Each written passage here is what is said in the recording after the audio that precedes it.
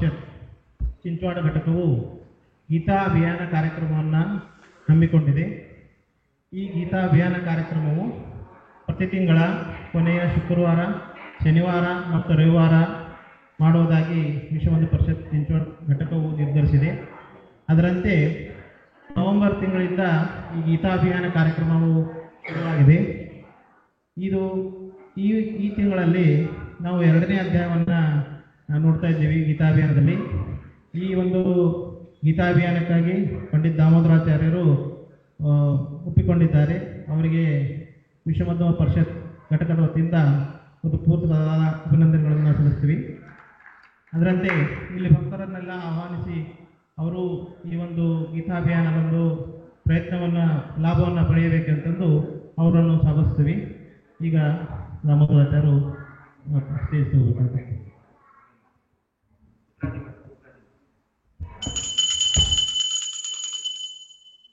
ಶ್ರೀ ಗುರುಭ್ಯೋ ನಮಃ. ಶ್ರೀ ಪರಮಗುರುಭ್ಯೋ ನಮಃ. ಶ್ರೀಮದಾನಂದತೀರ್ಥ ಭಗವತ್ಪಾದಾಚಾರ್ಯ ಗುರುಭ್ಯೋ ನಮಃ. ಹರಿ ಓಂ.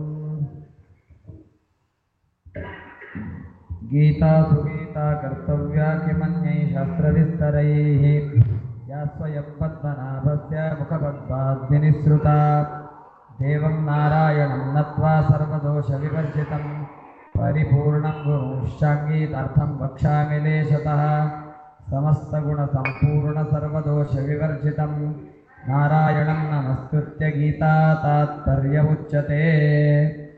ಜಯತಿ ಹರಿರಚಿಂತ್ಯಃ ಸರ್ವದೇವೈಕವಂದ್ಯಃ ಪರಮಗುರುರಭೀಷ್ಟಾವಾಪ್ತಿದಃ ಸಜ್ಜನಾನಾಂ ನಿಖಿಲ ಗುಣಗಣಾರ್ಣೋ ನಿತ್ಯ ನಿರ್ಮುಕ್ತದೋಷಃ ಸರಸಿಜನಯನೋऽಸೌ ಶ್ರೀಪತಿರ್ಮಾನದೋ ನಃ. ಧರ್ಮವಿಜ್ಞಾನವೈರಾಗ್ಯಪರಮೈಶ್ವರ್ಯಶಾಲಿನಃ ಆನಂದತೀರ್ಥಭಗವತ್ಪಾದಾನ್ ವಂದೇ ನಿರಂತರಂ. ಭವತಿ ಯದನುಭಾವಾದೇಡಮೋಗೋಪಿ ವಾಗ್ಮಿ ಜಡಮತಿರಪಿ ಜಂತುರ್ಜಾಯತೆ ಪ್ರಜ್ಞಮೌಲಿಃ सकलवचनचेतो देवता भारती सा मम वचसि निधत्तां सन्निधिं मानसे च. नमोऽस्तु तात्विका देवाः विष्णुभक्तिपरायणाः धर्ममार्गे प्रेरयन्तु भवन्तः सर्व एव हि. वक्रतुण्डमहाकाय सूर्यकोटिसमप्रभ निर्विघ्नं कुरु मे देव सर्वकार्येषु सर्वदा.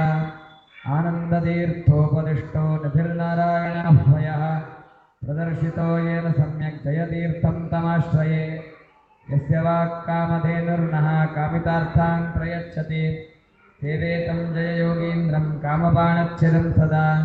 नौमि न्यायसुधाधिकृज्जयमुनीन् श्रीपादराट् सन्मणीन्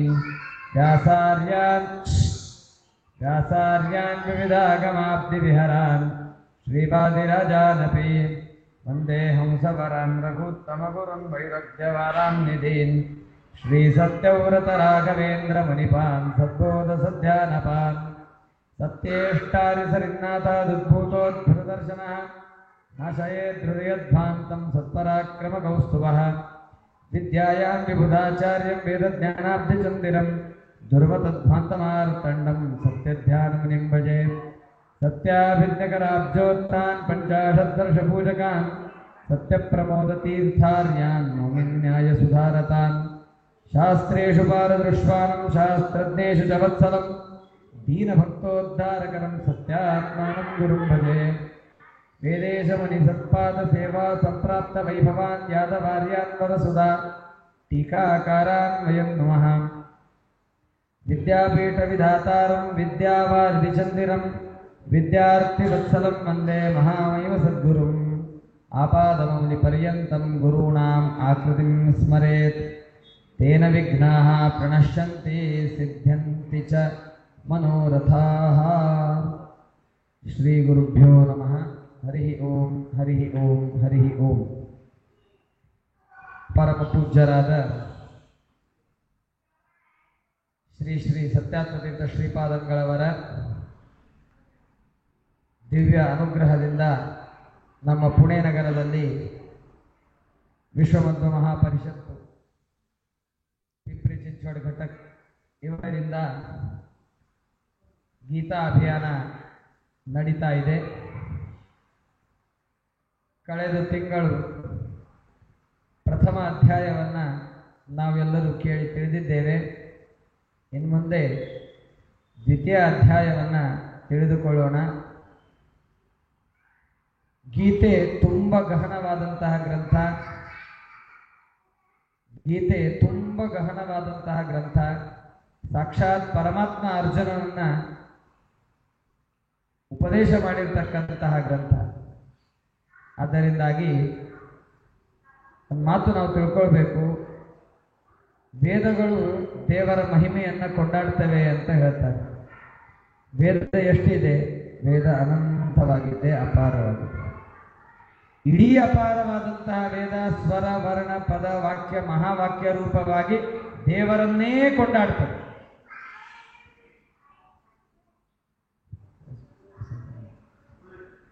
ದೇವರನ್ನ ಕೊಂಡಾಡ್ತದೆ.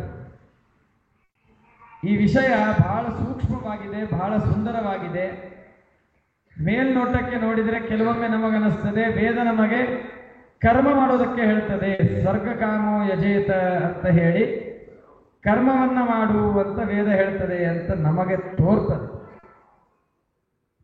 ವಸಂತೆ ವಸಂತೆ ಜ್ಯೋತಿಷ ಯಜೇತ ಅಂತ ಹೇಳಿ ಜ್ಯೋತಿಷ್ಯಾಗ ಮಾಡ್ರಿ ಅಂತನ್ನೋದಾಗಿ ಕರ್ಮಕಾಂಡವನ್ನ ವೇದ ನಮಗೆ ಬೋಧನೆ ಮಾಡ್ತದೆ ಅಂತ ನಮಗೆ ತೋರ್ತದೆ. ಶುಷ್ಯ ಸಸ್ಯ ಸಂಜೀವನ ಕಾಮ ಕಾರೀರ್ಯ ಯಜೇತ ಅಂತ ವಾಕ್ಯ ಬರ್ತದೆ. ಮಳೆ ಆಗಿಲ್ಲ ಅಂತನ್ನೋದಾದರೆ ಕಾರೀರಿಯಾಗ ಮಾಡ್ರಿ ಅಂತ ಹೇಳ್ತಾರೆ. ಮಕ್ಕಳಾಗಿಲ್ಲ, ಟೆನ್ಷನ್ ಬೇಡ, ಪುತ್ರಕಾಮೇಷ್ಟಿಯಾಗ ಮಾಡಿ ಅಂತ ವೇದ ಹೇಳ್ತದೆ ಅಂತ ಮೇಲ್ನೋಟಕ್ಕೆ ನಮಗೆ ಇಷ್ಟೇ ಅರ್ಥ ಬರ್ತದೆ. ಆದರೆ ಶ್ರೀಮದ್ ಆನಂದ ತೀರ್ಥ ಭಗವತ್ಪಾದಾಚಾರ್ಯರು ವೇದದ ಕಡೆಗೆ ಇಡೀ ಜಗತ್ತು ನೋಡುವ ದೃಷ್ಟಿಕೋನವನ್ನು ಬದಲಾಯಿಸಿಬಿಟ್ಟು ಇಡೀ ಜಗತ್ತು ವೇದವನ್ನ ಒಂದು ಕರ್ಮಕಾಂಡ ಪರ ಅಂತನ್ನೋದಾಗಿ ತಿಳ್ಕೊಂಡಿತ್ತು. ಆದರೆ ಶ್ರೀಮದ್ ಆನಂದ ತೀರ್ಥ ಭಗವತ್ಪಾದಾಚಾರ್ಯರು ಹೇಳ್ತಾರೆ, ವೇದ ಅದರೊಳಗೆ ಇರುವ ಒಂದೊಂದು ಸ್ವರ ಅಂದ್ರೆ ಏನು? ಸ್ವರ ವ್ಯಂಜನ ಅಂತನ್ನೋದಾಗಿ ನಾವು ಶಾಲೆಯಲ್ಲಿ ಕಲ್ತಿರ್ತೀವಿ. ಅಚ್ ಅಂತಂತಾರೆ. ಐ ಉಂ ರು ಋಕ್ ಎ ಓ ಐ ಔ ಇವುಗಳು ಸ್ವರ. ಅವಾಂತರ ಪ್ರಭೇದಗಳು ಬಹಳ ಇರಲಿ. ಅದರೊಳಗೆ ಉದಾತ್ತ, ಅನುದಾತ್ತ, ಸ್ವರಿತ ಅಂತ ಆಗತ್ತೆ. ಈ ಎಲ್ಲ ಸ್ವರಗಳು ಕೂಡ ದೇವರನ್ನ ಹೇಳ್ತವೆ. ಓಂ ಅಗ್ನಿಮೀಳೆ ಪುರೋಹಿತ ಯಜ್ಞಸ್ಯ ದೇವ ಮೃತ್ವಿಜಂ ಅಂತ ಇದೆ. ಇದರೊಳಗೆ ಸ್ವರ ಅ ಅಂತನ ಸ್ವರ ಇದೆ, ಗನ ಮುಂತಾಗಿರ್ತಕ್ಕಂತಹ ವ್ಯಂಜನಗಳಿದೆ. ಇದೆಲ್ಲವೂ ದೇವರನ್ನ ಕೊಂಡಾಡುತ್ತದೆ. ಸ್ವರ ಅಂತಂದ್ರೆ ಈಗ ನಾ ಹೇಳಿದೆ, ವರ್ಣಗಳು ಒಂದೊಂದು ಅಕ್ಷರ ಅದು ದೇವರನ್ನ ಕೊಂಡಾಡ್ತದೆ. ಪದಗಳು ಅಂದ್ರೆ ಶಬ್ದಗಳು, ವರ್ಡ್. ಆ ಒಂದೊಂದು ಅಕ್ಷರವೂ ಕೂಡ, ಒಂದೊಂದು ಪದವೂ ಕೂಡ ದೇವರನ್ನ ಹೇಳ್ತದೆ. ಅಗ್ನಿ ಎಂಬುದು ಪದ ಇದೆ, ಅದು ನಮಗೇನು ಅನಿಸ್ತದೆ? ಅಗ್ನಿಯನ್ನ ಸ್ತೋತ್ರ ಮಾಡ್ತಾ ಇದ್ದಾರೆ ಅಂತ ಅನಿಸುತ್ತೆ. ಕೆಲವರು ನಮಗೆ ಹೇಳಿದರು ಏನು ಅಂತಂದ್ರೆ, ಕೆಲವರು ನಮಗೆ ಹೇಳಿದ್ರು, ಆ ಹೇಳಿರ್ತಕ್ಕಂಥ ಅರ್ಥಗಳನ್ನೇ ನಾವು ತಲೆಯಲ್ಲಿ ಇಟ್ಕೊಂಡು ಕೂತಿದ್ದೇವೆ ಈಗೂ. ಅವ್ರು ಏನು ಹೇಳಿದ್ರು ಅಂತಂದ್ರೆ, ಹಳೆ ಕಾಲದಲ್ಲಿ ಸಿವಿಲೈಸೇಷನ್ನು ಅಷ್ಟು ಚೆನ್ನಾಗಿ ಬೆಳೆದಿರಲಿಲ್ಲ, ಅವ್ರಿಗೆ ತಿನ್ನೋದು ಹೇಗೆ ಉಣ್ಣೋದು ಹೇಗೆ ಅಂತನ್ನೋದು ಗೊತ್ತಿರಲಿಲ್ಲ, ಹಸಿಯಾದಂತಹ ಪದಾರ್ಥಗಳನ್ನೇ ತಿಂದು ಬದುಕ್ತಿದ್ರು. ಏನೋ ಒಂದು ಆಕ್ಸಿಡೆಂಟಲ್ ಆಗಿ ಬೆಂಕಿಯನ್ನ ಕಂಡಿಡ್ಕೊಂಡ್ರು. ಅಗ್ನಿ ತೋರಿತು. ಓ, ಈ ಅಗ್ನಿಯನ್ನ ನಾವು ಹೇಗೆ ಬಳಸಬೇಕು ಅಂತೇನು ಗೊತ್ತಿರಲಿಲ್ಲ. ಏನೋ ಬೆಂಕಿ ಹತ್ಲಿ ಬಿಡಿ ಅಂತಂದ್ರೆ ಅದರೊಳಗೆ ಯಾವುದೋ ಒಂದು ಪದಾರ್ಥ ಇತ್ತು. ಅದು ಮಾಂಸವೋ ಏನೋ ಯಾವುದೋ ಒಂದು ಪದಾರ್ಥ ಇತ್ತು. ಅದು ಸುಟ್ಟು ಹೋಗಿತ್ತು. ಸುಟ್ಟು ಹೋದ ಮೇಲೆ, ಆರಿ ಹೋದ ಮೇಲೆ ಅದನ್ನು ನೋಡಿದ್ರು, ತಿಂದ್ರು, ಬೇಂದಿತ್ತು, ರುಚಿ ಅನ್ನಿಸ್ತು. ಓ, ಹಾಗಾದ್ರೆ ಅಗ್ನಿ ಈ ಕೆಲಸ ಮಾಡ್ತದೆ ಅಂತ ಆಗ ಮನುಷ್ಯ ಕಂಡಿಡ್ಕೊಂಡ. ಹಾಗಾದ್ರೆ ಹಸಿ ಪದಾರ್ಥ ತಿನ್ನೋಕ್ಕಿಂತಲೂ ಕೂಡ ಈ ಬೆಂಕಿಯೊಳಗೆ ಹಾಕಿ ಸುಟ್ಟು ಬೇಯಿಸಿ ನಾನು ತಿಂದೆ ಅಂತನ್ನೋದಾದರೆ ಅದು ಹೆಚ್ಚು ರುಚಿಕಟ್ಟಾಗತ್ತೆ ಅಂತ ಮನುಷ್ಯ ತಿಳ್ಕೊಂಡ. ಆಮೇಲೆ ಅಗ್ನಿಯನ್ನ ಸ್ತೋತ್ರ ಮಾಡ್ಲಿಕ್ಕೆ ಶುರು ಮಾಡಿದ. ತನ್ನ ನಿತ್ಯದ ಜೀವನಕ್ಕೆ ಅಗ್ನಿ ಬೇಕು, ಅದಕ್ಕಾಗಿ ಅಗ್ನಿಯನ್ನ ದೇವರನ್ನಾಗಿ ಮಾಡಿದ ಅಂತ ಈಗಿನ ಜನ ಹೇಳ್ತಾರೆ. ಶಾಲೆಯಲ್ಲೂ ನಾವು ನೀವು ಇದೇ ಕಲ್ತಿರುತ್ತೇವೆ. ಸೂರ್ಯ ಚಳಿ ಇರ್ತದೆ, ಸೂರ್ಯ ಬರ್ತಾನೆ, ಚಳಿ ಹೋಗುತ್ತೆ, ಶಕ್ತಿ ಬರ್ತದೆ, ಉತ್ಸಾಹ ಬರ್ತದೆ. ಸೂರ್ಯನನ್ನ ದೇವರನ್ನಾಗಿ ಮಾಡಿದರು. ಹೀಗೆ ಈಗಿನ ಜನರು ವೇದಕ್ಕೆ ಅಪಾರ್ಥ ಮಾಡುವವರು ಹೇಳ್ತಾರೆ. ಶ್ರೀಮದ್ ಆನಂದ ತೀರ್ಥ ಭಗವತ್ಪಾದಾಚಾರ್ಯರು ವ್ಯಾಖ್ಯಾನ ಮಾಡ್ತಾರೆ, ವೇದದೊಳಗೆ ಇರುವ ಅಗ್ನಿ ಎಂಬಂತಹ ಏನು ಪದ ಇದೆ, ಮೊದಲನೇ ವಾಕ್ಯ ಇದು, ನಾ ಆಗಲೇ ಯಾವ್ದು ಹೇಳಿದೆಲ್ಲ, ಋಗ್ವೇದ ಸಂಹಿತೆಯ ಪ್ರಪ್ರಥಮ ವಾಕ್ಯ, ಅಗ್ನಿವೀಳೆ ಪುರೋಹಿತಂ ಯಜ್ಞಸ್ಯ ದೇವಂ ಋತ್ವಿಜಂ ಹೋತಾರಂ ರತ್ನಧಾತಮಂ ಎಂಬುದಾಗಿ. ಅಲ್ಲೇನು ಅಗ್ನಿ ಎಂಬಂತಹ ಪದ ಬರ್ತದೆ, ಅದು ಮುಖ್ಯವಾಗಿ ಪರಮಾತ್ಮನನ್ನು ಕೊಂಡಾಡ್ತದೆ. ಈ ಬೆಂಕಿಯನ್ನಲ್ಲ, ಈ ಜಡವಾದ ಬೆಂಕಿಯನ್ನು, ಅಗ್ನಿಯನ್ನ, ಫೈರನ್ನ ಕೊಂಡಾಡುವುದಕ್ಕಾಗಿ ಇದು ಹೊರಟಿಲ್ಲ. ದೇವರನ್ನ ಅಗ್ನಿ ಎಂದು ಕರೆದಿದ್ದಾರೆ. ಯಾಕೆ ದೇವರು ಅಗ್ನಿ ಆಗ್ತಾನೆ? ಅಗ್ರಣಿತ್ವಾತ್ ಅಗ್ನಿನಾಮಾಸೌ. ದೇವರು ಯಾವಾಗಲೂ ಎಲ್ಲರಿಗಿಂತ ಮುಂದೆ ಇರ್ತಾನೆ. ದೇವರು ಮುಂದಾಳುತ್ವವನ್ನು ವಹಿಸಿ ಇಡೀ ಜಗತ್ತನ್ನ ರಕ್ಷಣೆ ಮಾಡ್ತಾನೆ, ಇಡೀ ಮಾನವ ಕುಲವನ್ನು ಸಂರಕ್ಷಣೆ ಮಾಡ್ತಾನೆ, ಇಡೀ ಪ್ರಾಣಿ ಕುಲವನ್ನು ಬದುಕಿಸ್ತಾನೆ. ದೇವರು ಈ ಜಗತ್ತನ್ನ ಮುಂದಾಗಿ ತಾನು ನಡೆಸ್ತಾನೆ ಅಂತ ಅನ್ನೋದಕ್ಕಾಗಿ ಅವನನ್ನ ಅಗ್ನಿ ಅಂತ ಕರೀತಾರೆ ಅಂತ ಶ್ರೀಮದ್ ಆಚಾರ್ಯರು ಪ್ರಮಾಣಗಳಿಂದ ಅದನ್ನು ಸಿದ್ಧಪಡಿಸಿದರು. ಇದನ್ನು ಯಾಕೆ ಹೇಳಿಕ್ ಬಂದೆ ಅಂತಂದ್ರೆ, ಒಂದೊಂದು ಪದವೂ ಕೂಡ ದೇವರನ್ನು ಕೊಂಡಾಡ್ತದೆ ಅಂತ ಹೇಳ್ತಾರೆ. ಸ್ವರ ಎಣಿಸ್ರಿ, ಸ್ವರ, ಎರಡನೇದ್ದು ಪದ, ವಾಕ್ಯ ಅಂದ್ರೆ ಸೆಂಟೆನ್ಸ್. ಒಂದು ವಾಕ್ಯ ಶುರು ಮಾಡಿ ಎಲ್ಲಿ ಒಂದು ಪೂರ್ಣ ವಿರಾಮ ಅಂತಂತೇವೆ, ಅದು ಎಲ್ಲಿಯವರೆಗೆ ಕೊಡುವುದಿಲ್ಲ, ಅಲ್ಲಿ ತನಕ ಎಲ್ಲಿ ಕೊಡ್ತೇವೆ ಅದು ಒಂದು ಸೆಂಟೆನ್ಸ್ ಆಗುತ್ತೆ. ನಾನು ಇವತ್ತು ಊರಿಗೆ ಹೋಗುತ್ತೇನೆ, ಇದು ಸೆಂಟೆನ್ಸ್. ಇದರೊಳಗೆ ಪದಗಳಿವೆ. ನಾನು ಇವತ್ತು ಊರಿಗೆ ಹೋಗುತ್ತೇನೆ, ಇವು ಬೇರೆ ಬೇರೆ ಬೇರೆ ಬೇರೆ ಬಿಡಿ ಬಿಡಿಯಾದಂತಹ ಪದಗಳು. ಇಡೀ ಒಂದು ವಾಕ್ಯ, ಅದನ್ನು ಸೆಂಟೆನ್ಸ್ ಅಂತ ಅಂತೇವೆ. ಅದು ಪದ, ಸ್ವರ, ವರ್ಣ, ಪದ, ವಾಕ್ಯ, ಮಹಾವಾಕ್ಯ. ಏನು ಮಹಾವಾಕ್ಯ ಅಂದ್ರೆ ಏನು? ಈಗ ಒಂದು ಚಾಪ್ಟರ್ ನಾವು ಓದ್ತೇವೆ, ಯಾವುದೇ ಭಾಷೆ ಆಗಿರಲಿ, ಒಂದು ಚಾಪ್ಟರ್ ಓದ್ತೇವೆ, ಒಂದು ಲೆಸನ್ ಓದ್ತೇವೆ. ಬಿಡಿ ಬಿಡಿಯಾಗಿ ಆ ಎಲ್ಲ ವಾಕ್ಯಗಳು ಒಂದೊಂದು ಅರ್ಥ ಹೇಳ್ತಿರ್ತಾರೆ. ಆದರೆ ಇಡೀ ಓದಿದ ಮೇಲೆ ಒಂದು ತಲೆಯಲ್ಲಿ ಬೇರೆ ಅರ್ಥ ಗೊತ್ತಾಗುತ್ತೆ. ಅದಕ್ಕೆ ಮಹಾವಾಕ್ಯ ಅಂತ ಕರೀತಾರೆ.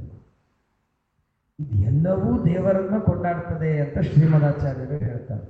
ಬಹಳ ಸುಂದರವಾಗಿ ಅದನ್ನು ಪ್ರತಿಪಾದನೆ ಮಾಡಿ ತೋರಿಸ್ತಾರೆ. ಸುಳ್ಳೆ ಒಂದು ಶ್ರೀಮದಾಚಾರ್ಯರು ದೇವರ ಮೇಲೆ ಅತಿಶಯವಾದಂತಹ ಭಕ್ತಿಯಿಂದ ಹೇಳಿಬಿಟ್ರು ಅಂತ ಮಾಡೋದಿಲ್ಲ.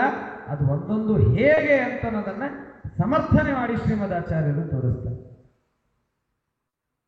ವೇದ ಎಷ್ಟಿದೆ? ವೇದ ಅನಂತವಾಗಿದೆ, ಅಪಾರವಾಗಿದೆ. ಎಂತಹದ್ದು ವೇದ? ವೇದ ನಾವು, ನೀವು, ಋಷಿ, ಮುನಿ, ಇಂದ್ರ, ಚಂದ್ರ ಮುಂತಾದ ಯಾವ ದೇವತೆಗಳಾಗಲಿ, ಮನುಷ್ಯರಾಗಲಿ, ಋಷಿಗಳಾಗಲಿ, ಗಂಧರ್ವರಾಗಲಿ ಬರೆದದ್ದಲ್ಲ. ಇದನ್ನು ಮೊದಲು ನಾವು ತಿಳ್ಕೋಬೇಕು. ಅದು ಹೇಗೆ ಅಂತ ಅನ್ನೋದು ಒಮ್ಮೆ ಗೊತ್ತಾಗೋದಿಲ್ಲ. ಅದಕ್ಕೆ ತತ್ವನಿರ್ಣಯ, ಶ್ರೀಮನ್ಯಾಯಸುಧ, ಗೀತಾಭಾಷ್ಯ ಈ ಎಲ್ಲ ಗ್ರಂಥಗಳನ್ನು ಓದಬೇಕಾಗುತ್ತೆ. ಅದು ಹೇಗೆ ಅಂತ ಅನ್ನೋದು ಆವಾಗ ಗೊತ್ತಾಗುತ್ತೆ. ಆದರೆ ವೇದ ಅಂತ ಅನ್ನೋದು ಏನಿದು?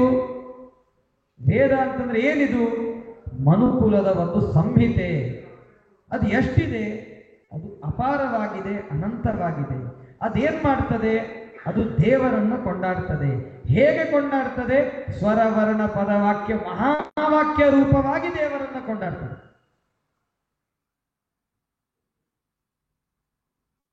ಇಂತಹ ವೇದ ಎಷ್ಟಿದೆ?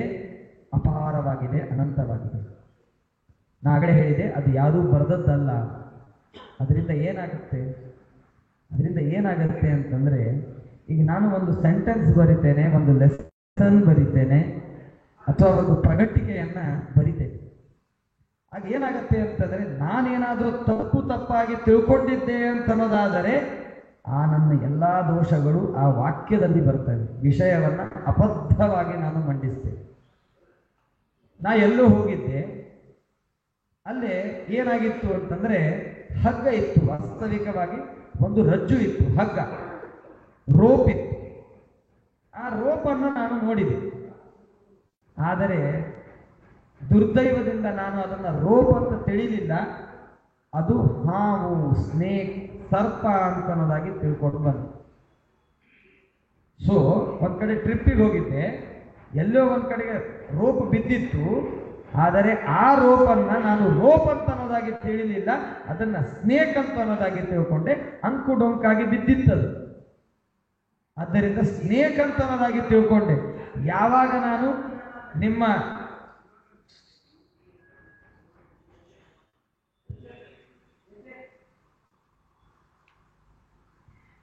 ನಾನು ನನ್ನ ಯಾತ್ರೆಯನ್ನ ವರ್ಣನೆ ಮಾಡೋದಕ್ಕೆ ಹೋಗ್ತೇನಲ್ಲ, ಆವಾಗ ನಾ ಬರೀತೇನೆ, ನಾವು ಹಿಂಗೀಗೆ ಟ್ರಿಪ್ಪಿಗೆ ಹೋಗಿದ್ವಿ, ಅಲ್ಲಿ ದೊಡ್ಡದಾದಂತಹ ಸರ್ಪವಿತ್ತು ಅಂತ ಬರೀತೇನೆ. ಓದವ್ರು ತಾವೆಲ್ಲ ಹಾಗೆ ಓದ್ತೀರಿ, ಅಯ್ಯೋ ಅವ್ರಿಗೆ ಅಲ್ಲಿ ಸರ್ಪ ಕಾಣಿಸ್ತು.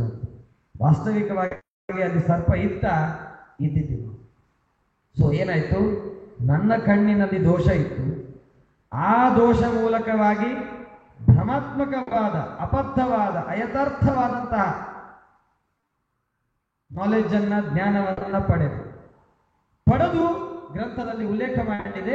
ಅಂದಮೇಲೆ ಏನಾಯ್ತು, ನನ್ನ ದೋಷಗಳ ಮೂಲಕವಾಗಿ ನನ್ನ ವಾಕ್ಯಗಳಲ್ಲಿ ದೋಷ ಬಂದವು. ವೇದ ಏನಾಗಿದೆ ಅಂತಂದ್ರೆ ಅಪೌರುಷೇಯವಾಗಿದೆ. ಆ ಕಾರಣದಿಂದಾಗಿ ಯಾರೋ ಒಬ್ರು ಆ ವೇದವನ್ನ ನಿರ್ಮಾಣ ಮಾಡಿದ್ರು ಅಂತಾಗಿದ್ದರೆ ಆಗ ಆಯಾ ವ್ಯಕ್ತಿಗಳಲ್ಲಿ ಇರುವಂತಹ ದೋಷಗಳು ವೇದದೊಳಗೆ ಸೇರ್ಕೊಳ್ತಿದ್ದವು, ಸೇರ್ಪಡೆ ಆಗ್ತಿತ್ತು. ಆದರೆ ಹಾಗಾಗಿಲ್ಲ. ಈಗ ನಾವು ಎಷ್ಟೋ ಥೇರೀಸ್ಗಳನ್ನು ನೋಡ್ತೇವೆ. ಒಂದು ಥೇರಿ ಬರುತ್ತೆ, ಎಲ್ಲರೂ ಅದರ ಮೇಲೆ ವಿಚಾರ ಮಾಡ್ತಾರೆ, ಒಳ್ಳೆಯದು ಅಂತ ಅನ್ನೋದಾಗಿ ಪಾಸ್ ಮಾಡ್ತಾರೆ. ಒಂದು 10 ವರ್ಷ 15 ವರ್ಷ ಆದಮೇಲೆ ಇಲ್ಲಿಲ್ಲ, ಇದು ತಪ್ಪು, ಯಾಕೆಂದ್ರೆ ಇದಕ್ಕೆ ಹೀಗೆ ಬಾಧ ಇದೆ, ಸೊ ದಿಸ್ ಇಸ್ ರಾಂಗ್ ಅಂತೇಳಿ ಹೊಸ ಥೇರಿ ತೆಗಿತಾರೆ. ಅದಕ್ಕೆ ಮತ್ತೆ ಇದು ಮಾಡ್ತಾರೆ. ಏನಾಗತ್ತೆ, ಒಬ್ಬ ವ್ಯಕ್ತಿಯ ಏನೋ ಒಂದು ದೋಷ ಇರ್ತದೆ, ಅವನು ಗೊತ್ತಿರುವುದಿಲ್ಲ ಅಥವಾ ಭ್ರಮಾತ್ಮಕವಾಗಿ ತಿಳಿದಿರ್ತಾನೆ. ಅದರಿಂದ ಆ ವಾಕ್ಯದಲ್ಲಿ ದೋಷ ಬರ್ತದೆ. ವೇದವೆಂಬುದು ಯಾವ ಪುರುಷನಿಂದ ರಚಿತವಾಗದಿದ್ದ ಕಾರಣದಿಂದಾಗಿ ವೇದದೊಳಗೆ ಒಂದೂ ದೋಷ ಇಲ್ಲ, ದೋಷರಹಿತವಾದಂತಹ ವೇದ. ಅದೆಷ್ಟಾಗಿದೆ, ಅದು ಅಪಾರವಾಗಿದೆ ಅಂತ ಹೇಳ್ತಾರೆ. ಮತ್ತು ಅದು ದೇವರನ್ನು ಹೇಗೆ ಕೊಂಡಾಡ್ತದೆ, ಸ್ವರವರ್ಣ ಪದವಾಕ್ಯ ಮಹಾವಾಕ್ಯ ರೂಪವಾಗಿ ದೇವರನ್ನು ಕೊಂಡಾಡ್ತದೆ. ಅಂದರೆ ಆ ವೇದದಲ್ಲಿ ಎಷ್ಟು ದೇವರ ಮಹಿಮೆಯನ್ನ ಹೇಳಿದ್ದಾರೆ ಅಂತ ಸುಮ್ಮನೆ ನಾವು ಯೋಚನೆ ಮಾಡಿ. ವೇದದಲ್ಲಿ ಎಷ್ಟು ಮಹಿಮೆ ಹೇಳಿದ್ದಾರೆ. ನಮ್ಮ ಶ್ರೀಪಾದಂಗಳವರು, ಪರಮ ಪೂಜ್ಯ ಶ್ರೀ ಶ್ರೀ ಸತ್ಯಾತ್ಮತೀರ್ಥ ಶ್ರೀಪಾದಂಗಳವರು ಉಪನ್ಯಾಸಕ್ಕೆ ಕುಳಿತರು ಅಂತನ್ನೋದಾದರೆ ಕೇಶವ ಶಬ್ದ ತೆಗೆದುಕೊಳ್ತಾರೆ, 100 ಅರ್ಥ ಹೇಳ್ತಾರೆ. ದಾಮೋದರ ಶಬ್ದ ತೆಗೆದುಕೊಳ್ತಾರೆ, 170 ಅರ್ಥಗಳನ್ನು ಹೇಳ್ತಾರೆ. ಕೃಷ್ಣ ಶಬ್ದ ತೆಗೆದುಕೊಳ್ತಾರೆ, ಸರಳವಾಗಿ ಲೀಲಾಜಾಲವಾಗಿ 100 ಅರ್ಥಗಳನ್ನ ವರ್ಣನೆ ಮಾಡ್ತಾರೆ. ಹೀಗಿದ್ದಾಗ ಆ ಅಪೌರುಷೇಯವಾದಂತಹ ವೇದ ಅನಂತವಾಗಿದೆ. ಅದರೊಳಗೆ ಒಂದೊಂದು ಸ್ವರವೂ ದೇವರನ್ನ ಹೇಳ್ತದೆ ಅಂತನ್ನೋದಾದ್ರೆ ಅದರೊಳಗೆ ಇರುವ ದೇವರ ಮಹಿಮೆ ಎಷ್ಟು ಎಂಬುದು ಲೆಕ್ಕ ಹಾಕ್ಲಿಕ್ಕಾಗುವುದಿಲ್ಲ. ಅಂತಹ ಅಪಾರವಾದಂತಹ ವೇದ, ಅಂತಹ ಅಪಾರವಾದಂತಹ ವೇದ. ಸೂಕ್ಷ್ಮವಾಗಿ ಆಲೋಚನೆ ಮಾಡಬೇಕು. ಕೇಳಿ ತಿಳಿದದ್ದನ್ನ ಏಕಾಂತದಲ್ಲಿ ಯಾವಾಗಾದರೂ ಸಮಯ ಸಿಕ್ಕರೆ ವಿಚಾರ ಮಾಡಬೇಕು. ಎಷ್ಟು ಇರಬಹುದು ದೇವರ ಮಹಿಮೆ. ನಾ ಇದನ್ನ ಯಾಕೆ ಹೇಳಲಿಕ್ಕೆ ಬಂದೆ ಅಂತಂದ್ರೆ, ಕೆಲವೊಮ್ಮೆ ಪ್ರವಚನದಲ್ಲಿ ನಾವು ಹೇಳಿರ್ತೇವೆ, ಲಕ್ಷ್ಮೀ ದೇವಿ ದೇವರ ಗುಣಗಳನ್ನು ಎಣಿಸ್ತಾ ಇದ್ದಾಳೆ, ಮುಗಿತಾ ಇಲ್ಲ ಅಂತ. ಖರೆ ಇರ್ತಾವ, ಸುಮ್ಮನೆ ಏನೋ ಹೇಳ್ತಾರೋ ಅಂತ. ಆಗ ನಾವು ಯೋಚನೆ ಮಾಡಬೇಕು. ವೇದ ಅನಂತವಾಗಿದೆ. ಅನಂತವಾದ ವೇದ ದೇವರನ್ನು ಕೊಂಡಾಡ್ತದೆ. ಅದು ಕೊಂಡಾಡುವ ಬಗೆ ಹೇಗಿದೆ, ಅದರಲ್ಲಿ ದೋಷ ಯಾಕೆ ಇಲ್ಲ, ಅಂತಹ ವೇದ ಕೊಂಡಾಡ್ತದೆ ಅಂತಂದ್ರೆ ದೇವರ ಗುಣಗಳು ಎಂತಹ ಪರಿಮಿತವಾಗಿವೆ, ಊಹಾತೀತವಾದಂತಹ ವೇದ.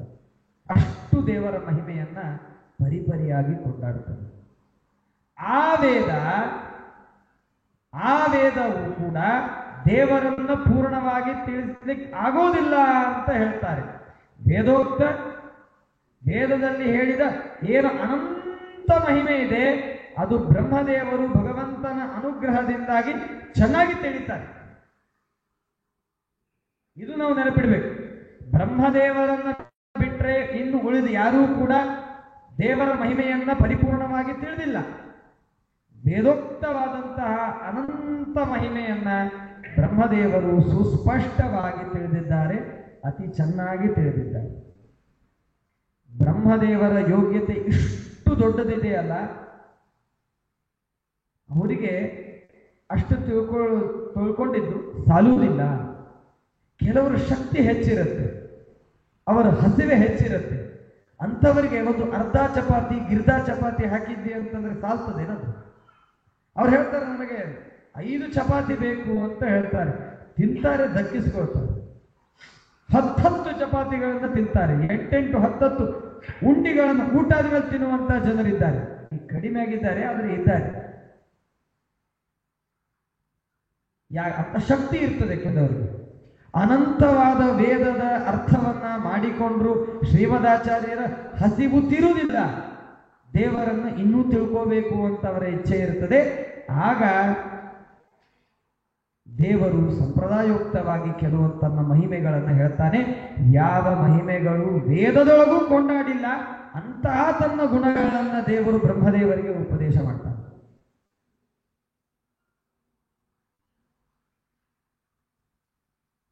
ವೇದದಲ್ಲಿ ಹೇಳದಿದ್ದದ್ದು ಮಹಾಭಾರತದಲ್ಲಿ ಹೇಳ್ತಾರೆ ಅಂತ ಹೇಳ್ತಾರೆ. ವೇದೋಕ್ತ ತದ್ ಅನುಕ್ತ ಭಾರತೋಕ್ತ. ರಾಘವೇಂದ್ರ ಸ್ವಾಮಿಗಳವರು ಪಥಸಂಕಲ್ಪ ಗದ್ಯದಲ್ಲಿ ಈ ಮಾತನ್ನು ಹೇಳ್ತಾರೆ. ಬ್ರಹ್ಮದೇವರ ವಾಯುದೇವರ ನಿತ್ಯ ಪೂಜೆ ಮಾಡ್ತೇವೆ, ನಿತ್ಯ ಅಭಿಷೇಕ ಮಾಡ್ತೇವೆ. ಮನೆಯಲ್ಲಿ ಫೋಟೋ ನೋಡಿ ನಮಸ್ಕಾರ ಮಾಡ್ತೇವೆ. ಯಲಗೂರಕ್ಕೆ ಹೋಗ್ತೇವೆ, ಕೋರವಾರಕ್ಕೆ ಹೋಗ್ತೇವೆ, ಮಠಕ್ಕೆ ಬರ್ತೇವೆ, ಪ್ರಾಣದೇವರ ವಿಗ್ರಹಗಳನ್ನು ನಾನಾ ಕ್ಷೇತ್ರಗಳಲ್ಲಿ ನೋಡ್ತೇವೆ. ಆಗ ಈ ಅನುಸಂಧಾನ ನಮ್ಮ ಮನಸ್ಸಿನಲ್ಲಿ ಬರಬೇಕು.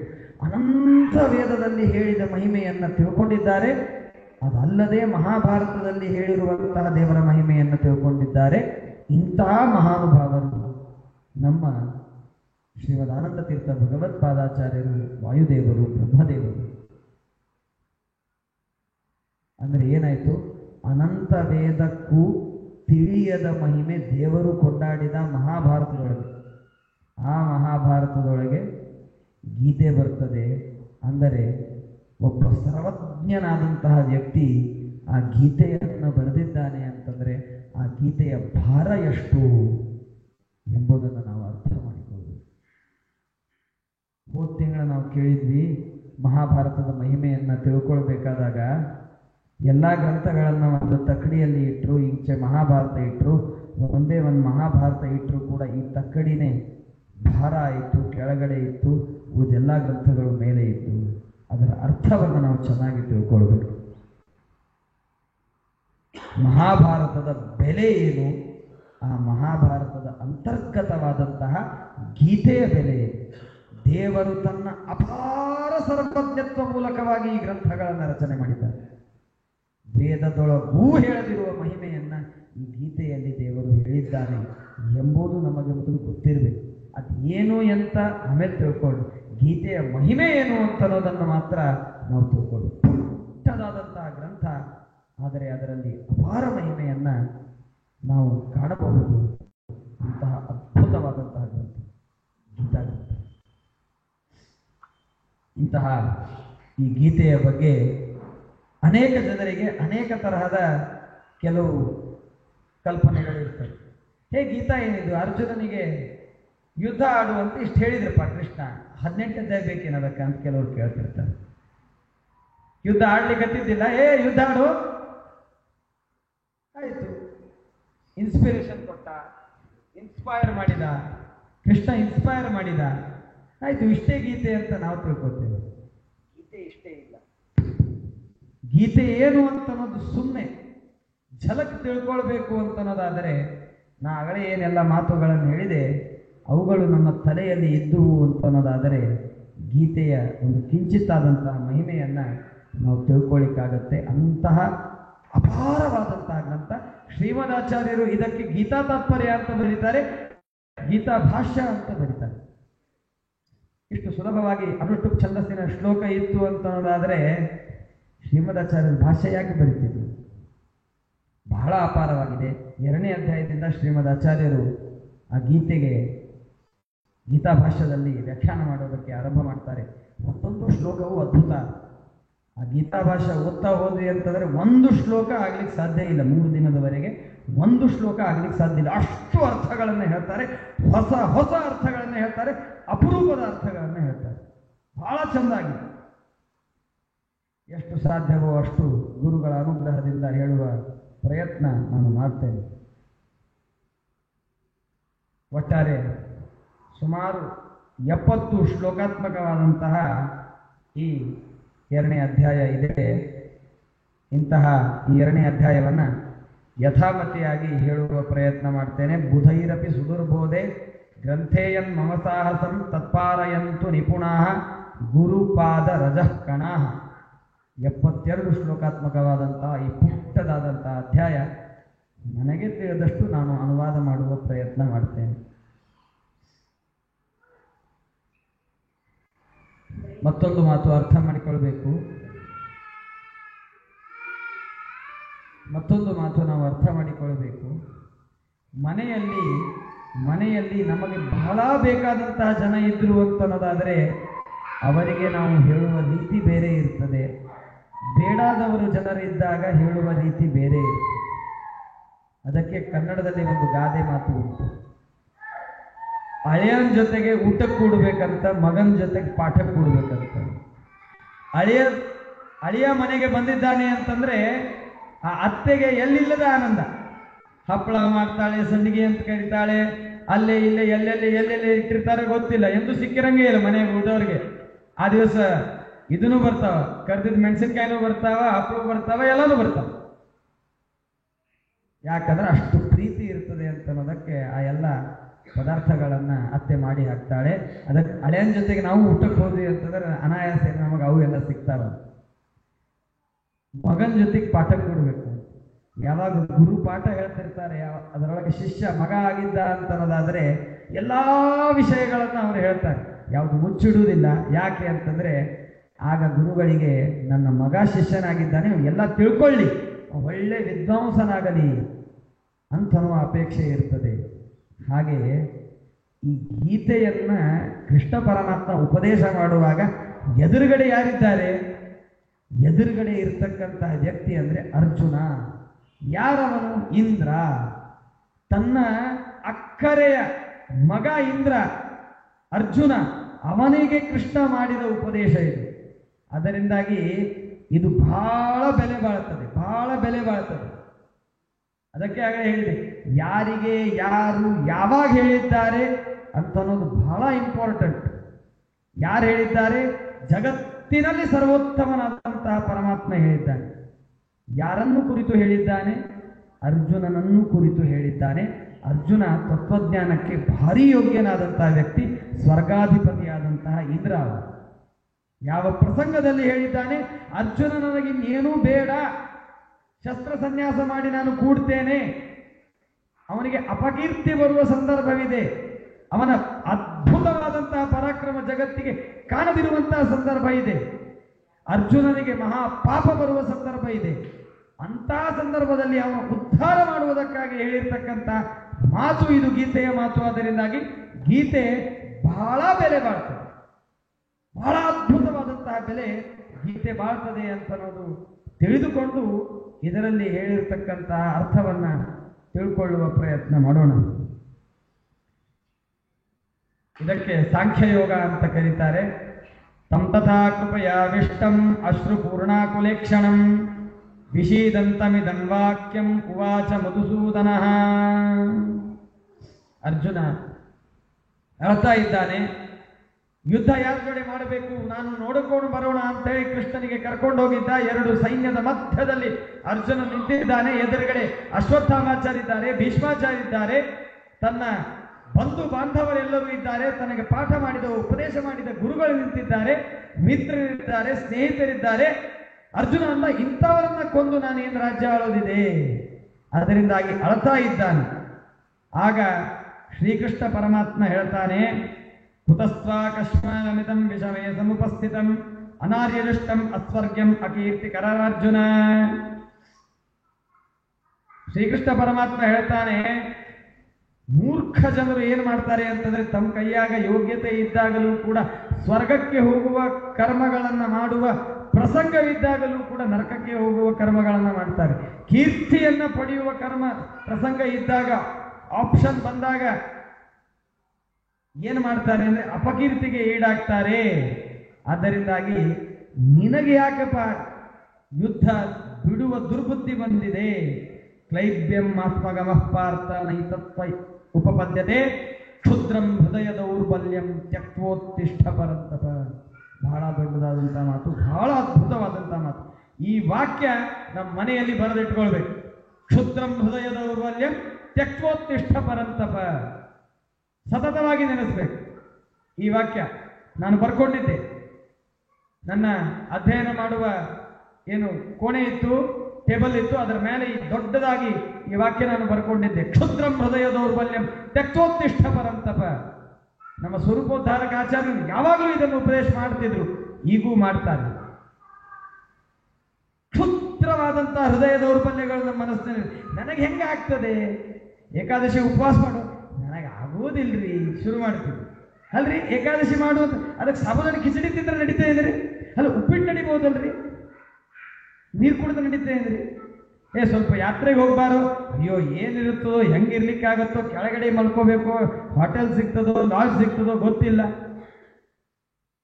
ಯಾವಾಗಲೂ ನೆಗೆಟಿವಿಟಿ, ಯಾವಾಗಲೂ ನೆಗೆಟಿವಿಟಿ. ಸ್ನಾನ ಮಾಡ್ರಿ, ಅಯ್ಯೋ ಸ್ನಾನ ಏನು ಮಾಡ್ತೀವ್ರಿ, ಎಂಥ ಚಳಿ ಗೊತ್ತಾ ನಿಮಗೆ? 6 ಡಿಗ್ರಿ ಚಳಿ ಇದೆ, ಮೈ ಕೊರಿಯುವಂಥ ಚಳಿ ಇದೆ, ಹಂಗೆ ಸ್ನಾನ ಮಾಡೋದು? ಸ್ನಾನಗೇನೆ ಏನಾಗೋದಿಲ್ಲ. ಇದೆಲ್ಲವೂ ಆಗೋದು ಯಾವುದರಿಂದ ಅಂತಂದ್ರೆ ಹೃದಯ ದೌರ್ಬಲ್ಯ. ಭಾರಿ ಹೃದಯ ದೌರ್ಬಲ್ಯ ಇದೆ ನಮ್ಮಲ್ಲಿ. ಮನುಷ್ಯ ತಾನು ಪ್ರಯತ್ನ ಮಾಡಿದ ಅಂತಂದ್ರೆ ಬೇಕಾದನ್ನ ಸಾಧಿಸ್ತಾನೆ.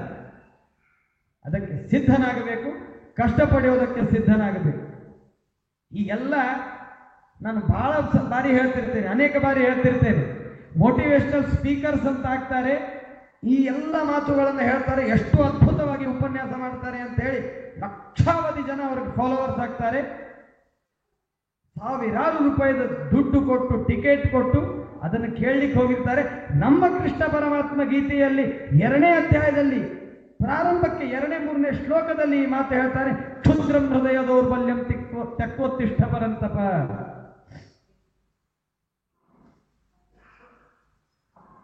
ಯಾವಾಗಲೂ ಮನುಷ್ಯನಿಗೆ ಒಂದು ಸೇಫ್ ಆಗಿರ್ತಕ್ಕಂಥ ಸೈಡ್ ಬೇಕು. ಆ ತನ್ನ ಸೇಫ್ ರೂಮ್ ಏನಿದೆ ಅದರಿಂದ ಹೊರಗಡೆ ಬರುವ ಪ್ರಯತ್ನ ಮಾಡುವುದಿಲ್ಲ. ಆದರೆ ಯಾವಾಗ ಇದನ್ನು ಮಾಡಿ ಬರ್ತೇವೆ ಆಗ ಬೇಕಾದ್ದನ್ನು ನಾವು ಸಾಧಿಸಲಿಕ್ಕಾಗುತ್ತೆ.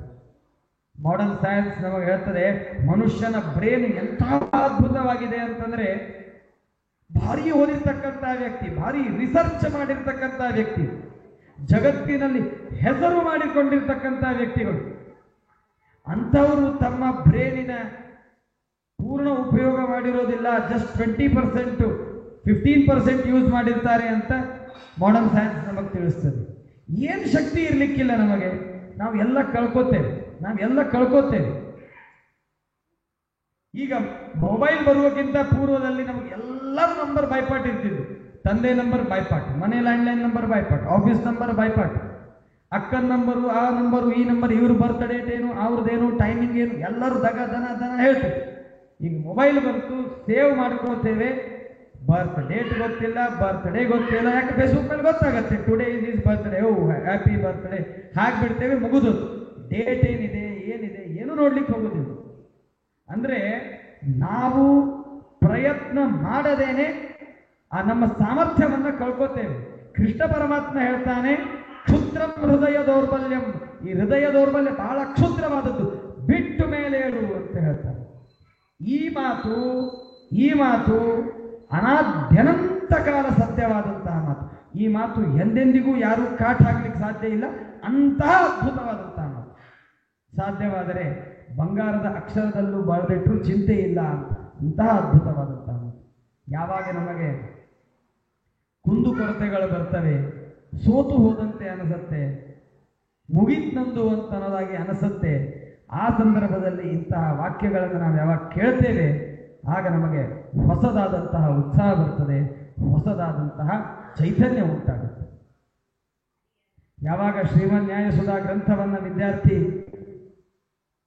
ಸಿದ್ಧಪಡಿಸೋದಕ್ಕೆ ಕೂಡ್ತಾನೆ, ಆಗ ಆ ಗ್ರಂಥ ತಯಾರು ಮಾಡಲಿಕ್ಕೇ ಸಾಧ್ಯವಿಲ್ಲ ಅಂತ ಅನಿಸ್ತದೆ.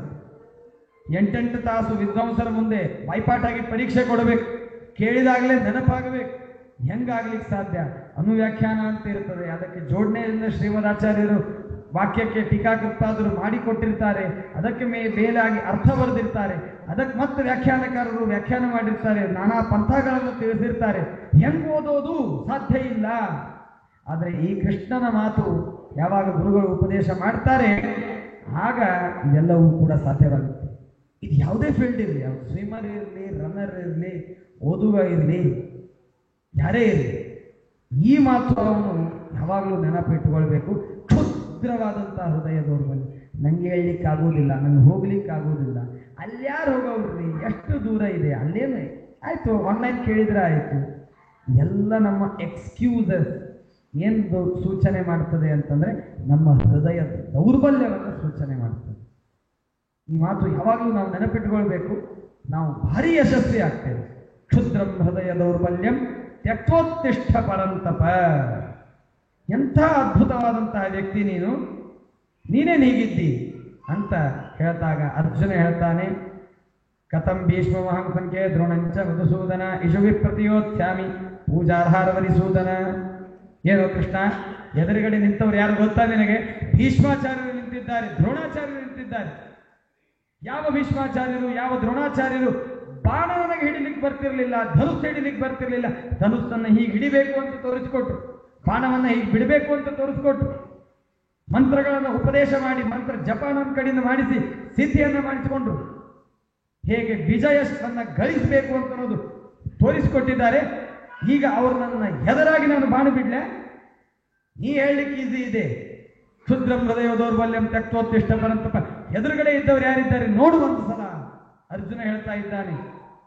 ಯಾರನ್ನ ಪೂಜೆ ಮಾಡಬೇಕು, ಹೂವುಗಳನ್ನು ತೆಗೆದುಕೊಂಡು ಯಾರ ಪಾದಕ್ಕೆ ಇರಿಸಬೇಕು, ಯಾರನ್ನು ಕೂಡಿಸಿ ಪಾದ ಪೂಜೆಯನ್ನ ಮಾಡಬೇಕು, ನಾನು ಸಾಧ್ಯವಾದರೆ ನನ್ನ ಇಡೀ ಸಂಪತ್ತನ್ನು ಅವರ ಪಾದಕ್ಕೆ ಅರ್ಪಣೆ ಮಾಡಿ ನನ್ನ ದೇಹವನ್ನು ಅವರ ರಕ್ಷಣೆಗಾಗಿ ಮೀಸಲಿಡಬೇಕು. ಸಂದರ್ಭ ಬಂದರೆ ಅವ್ರ ಜೊತೆಗೆ ಯಾರಾದರೂ ಯುದ್ಧ ಆಡ್ಲಿಕ್ಕೆ ಬಂದರೆ ಅವರ ಪ್ರಾಣದ ರಕ್ಷೆಯನ್ನು ನಾನು ಮಾಡಬೇಕು. ಅಂತಹ ಭೀಷ್ಮಾಚಾರ್ಯರು ದ್ರೋಣಾಚಾರ್ಯ ಜೊತೆಗೆ ನಾನು ಹೇಗೆ ಯುದ್ಧವಾಗಿ? ಗುರುನ ಹತ್ವಾ ಹಿ ಮಹಾನುಭಾವಾನ್ ಶ್ರೇಯೋ ಭೋಕ್ತುಂ ಭೈಕ್ಷಮಪೀಹ ಲೋಕಾನ್ ಹತ್ತಾರ್ಥಕಾಮಾಂಸ್ತು ಗುರೂನಿಹೈವ ಭುಂಜೀಯ ಭೋಗಾನ್ ಹೃದಯಪ್ರದಿಗ್ಧಾನ್. ಬಹಳ ಸುಂದರವಾದಂತಹ ಮಾತು ಹೇಳ್ತಾನೆ. ಇಂತಹ ದ್ರೋಣಾಚಾರ್ಯರನ್ನ ಕೊಂದು ಬದುಕೋದಕ್ಕಿಂತ ಭಿಕ್ಷೆಯನ್ನು ಮನೆ ಮನೆಗೆ ಹೋಗಿ ಭಿಕ್ಷೆಯ ಪಾತ್ರೆಯನ್ನು ತೆಗೆದುಕೊಂಡು ಹೋಗ್ತೇನೆ. ಭವಾನ್ ಭಿಕ್ಷಾಂ ದದಾತು ಭವತಿ ಭಿಕ್ಷಾಂ ದೇಹಿ ಅಂತ ಕೇಳ್ತೇನೆ. ಭಿಕ್ಷೆಯನ್ನು ಹಾಕ್ತಾರೆ. ಕೆಲವರು 50 ಪೈಸೆ ಹಾಕ್ಬಹುದು, ಕೆಲವರು 1 ರೂಪಾಯಿ ಹಾಕ್ಬಹುದು, ಶ್ರೀಮಂತರಿದ್ರೆ ಮನಸ್ಸಿದ್ರೆ 100 ರೂಪಾಯಿ ಹಾಕ್ಬಹುದು, ಕೆಲವರು 1000 ರೂಪಾಯಿ ಹಾಕ್ಬಹುದು. ಅಂತಹ ಪ್ರಸಂಗದಲ್ಲಿ ಭಿಕ್ಷೆಯನ್ನ ಬೇಡಿ ನಾನು ಬದುಕ್ತೇನೆ, ಆದರೆ ಅವರ ರಕ್ತ ಹತ್ತಿರತಕ್ಕಂತಹ ಈ ಸಂಪತ್ತು ಮಾತ್ರ ನನಗೆ ಸರ್ವಥ ಉದ್ಧಾರ ಮಾಡುವಂತಹದ್ದಲ್ಲ. ನಚ ಏತದ್ವಿದ್ವಃ ಕತರನ್ನೋ ಗರೀಯೋ ಯದ್ವಾ ಜಯೇಮ ಯದಿ ವಾ ನೌ ಜಯೇಯು ಯಾನೇವ ಹತ್ವಾ ನ ಜಿಜೀವಿಷಾಮ ತೇವ ಸ್ಥಿತಾ ಪ್ರಮುಖೇ ಧರ್ತ ರಾಷ್ಟ್ರಾಃ. ಅರ್ಜುನನ ಮಾತು ಬಹಳ ಚೆನ್ನಾಗಿದೆ. ಕೃಷ್ಣ ಯುದ್ಧ ಆಡುವಂತ ನೀ ಹೇಳ್ತಾ ಇದ್ದಿ. ಈ ಯುದ್ಧ ಅಂತ ಅನ್ನೋದು ಎಷ್ಟು ಅನ್ಸರ್ಟನ್ ಆಗಿದೆ, ಏನೂ ಗೊತ್ತಿಲ್ಲ. ಯಾರು ಗೆಲ್ತಾರೆ ಅಂತ ಅನ್ನೋದು ಗೊತ್ತಿಲ್ಲ, ಯಾರು ಗೆಲ್ಲುವರಿದ್ದಾರೆ ಗೊತ್ತಿಲ್ಲ. ಹೇಳ್ತೀಯ? ಯಾರಾದ್ರೂ ಹೇಳ್ತಾರ ಈ ನನ್ನ ಪಕ್ಷದಲ್ಲಿ ನಾವೇ ಗೆಲ್ತೇವೆ? ಕ್ರಿಕೆಟ್ ಮ್ಯಾಚ್ ಆರಂಭವಾಗೋದಿರ್ತದೆ, ಎಷ್ಟರಲ್ಲಿ ಯಾರು ಗೆಲ್ತಾರೆ ಯಾರು ಹೇಳ್ತಾರೆ? ಅನ್ಲೆಸ್ ಮ್ಯಾಚ್ ಫಿಕ್ಸ್ ಆಗದೆ ಇದೆ. ಹಾಗೆ ಯುದ್ಧ ನಡೆಯೋದಿದೆ, ಯುದ್ಧ ಆಡೋದಿದೆ, ಆದರೆ ಯಾವಾಗ ಯಾರು ನಡೆದು ಹೋಗ್ತಾರೆ, ಯಾರಿಗೆ ಗೆಲುವು ಸಿಗೋದಿದೆ ಗೊತ್ತಿಲ್ಲ. ನೀ ಯುದ್ಧ ಆಡು ಅಂತ ಹೇಳ್ತಾ ಇದ್ದಿ, ಯುದ್ಧ ಆಡಿದ್ವಿ ಸರಿ, ಗೆಲುವು ಸಿಕ್ಕರೆ ಒಂದು ಸಂತೋಷ ಇದೆ, ರಾಜ್ಯ ಸಿಗತ್ತೆ, ನಮ್ಮ ರಾಜ್ಯ ನಮಗೆ ಆಯಿತು ಅಂತ ಸಂತೋಷ ಪಡಬಹುದು, ಸುಖದಿಂದ ಇರಬಹುದು. ಇದೇ ಸೋತ್ರೆ ಆದರೆ ಭಿಕ್ಷೆ ಬೇಡಿದರೆ ಮಾತ್ರ ಈ ಟೆನ್ಷನ್ ಇಲ್ಲ, ಈ ಜಂಜಾಟ ಇಲ್ಲ. ಅವರೂ ಬದುಕ್ತಾರೆ, ನಾವು ಬದುಕ್ತೇವೆ, ನಮ್ಮ ಪಾಡಿಗೆ ನಾವು ಬದುಕ್ತೇವೆ, ಅವ್ರ ಪಾಡಿಗೆ ಅವ್ರು ಬದುಕೊಳ್ಳಿ ಅಂತೇಳಿ ಬಿಟ್ಟು ಬಿಡ್ಲಿಕ್ಕಾಗುತ್ತೆ. ನೀ ಏನು ಯುದ್ಧ ಆಡು ಅಂತ ಹೇಳ್ತಾ ಇದ್ದೀರಿ ಕೃಷ್ಣ. ಕಾರ್ಪಣ್ಯ ದೋಷೋಪಹತ ಸ್ವಭಾವ ಪೃಚ್ಛಾಮಿ ತ್ವಾಂ ಧರ್ಮ ಸಮ್ಮೂಢ ಚೇತಾ ಯಚ್ಛ್ರೇಯಸ್ಯಾನ್ ನಿಶ್ಚಿತಂ ಬ್ರೂಹಿ ತನ್ಮೇ ಶಿಷ್ಟಸ್ತೇಹಂ ಶಾಧಿಮಾಂ ತ್ವಾಂ ಪ್ರಪನ್ನಂ. ಬಹಳ ಸುಂದರವಾದಂತಹ ಶ್ಲೋಕ.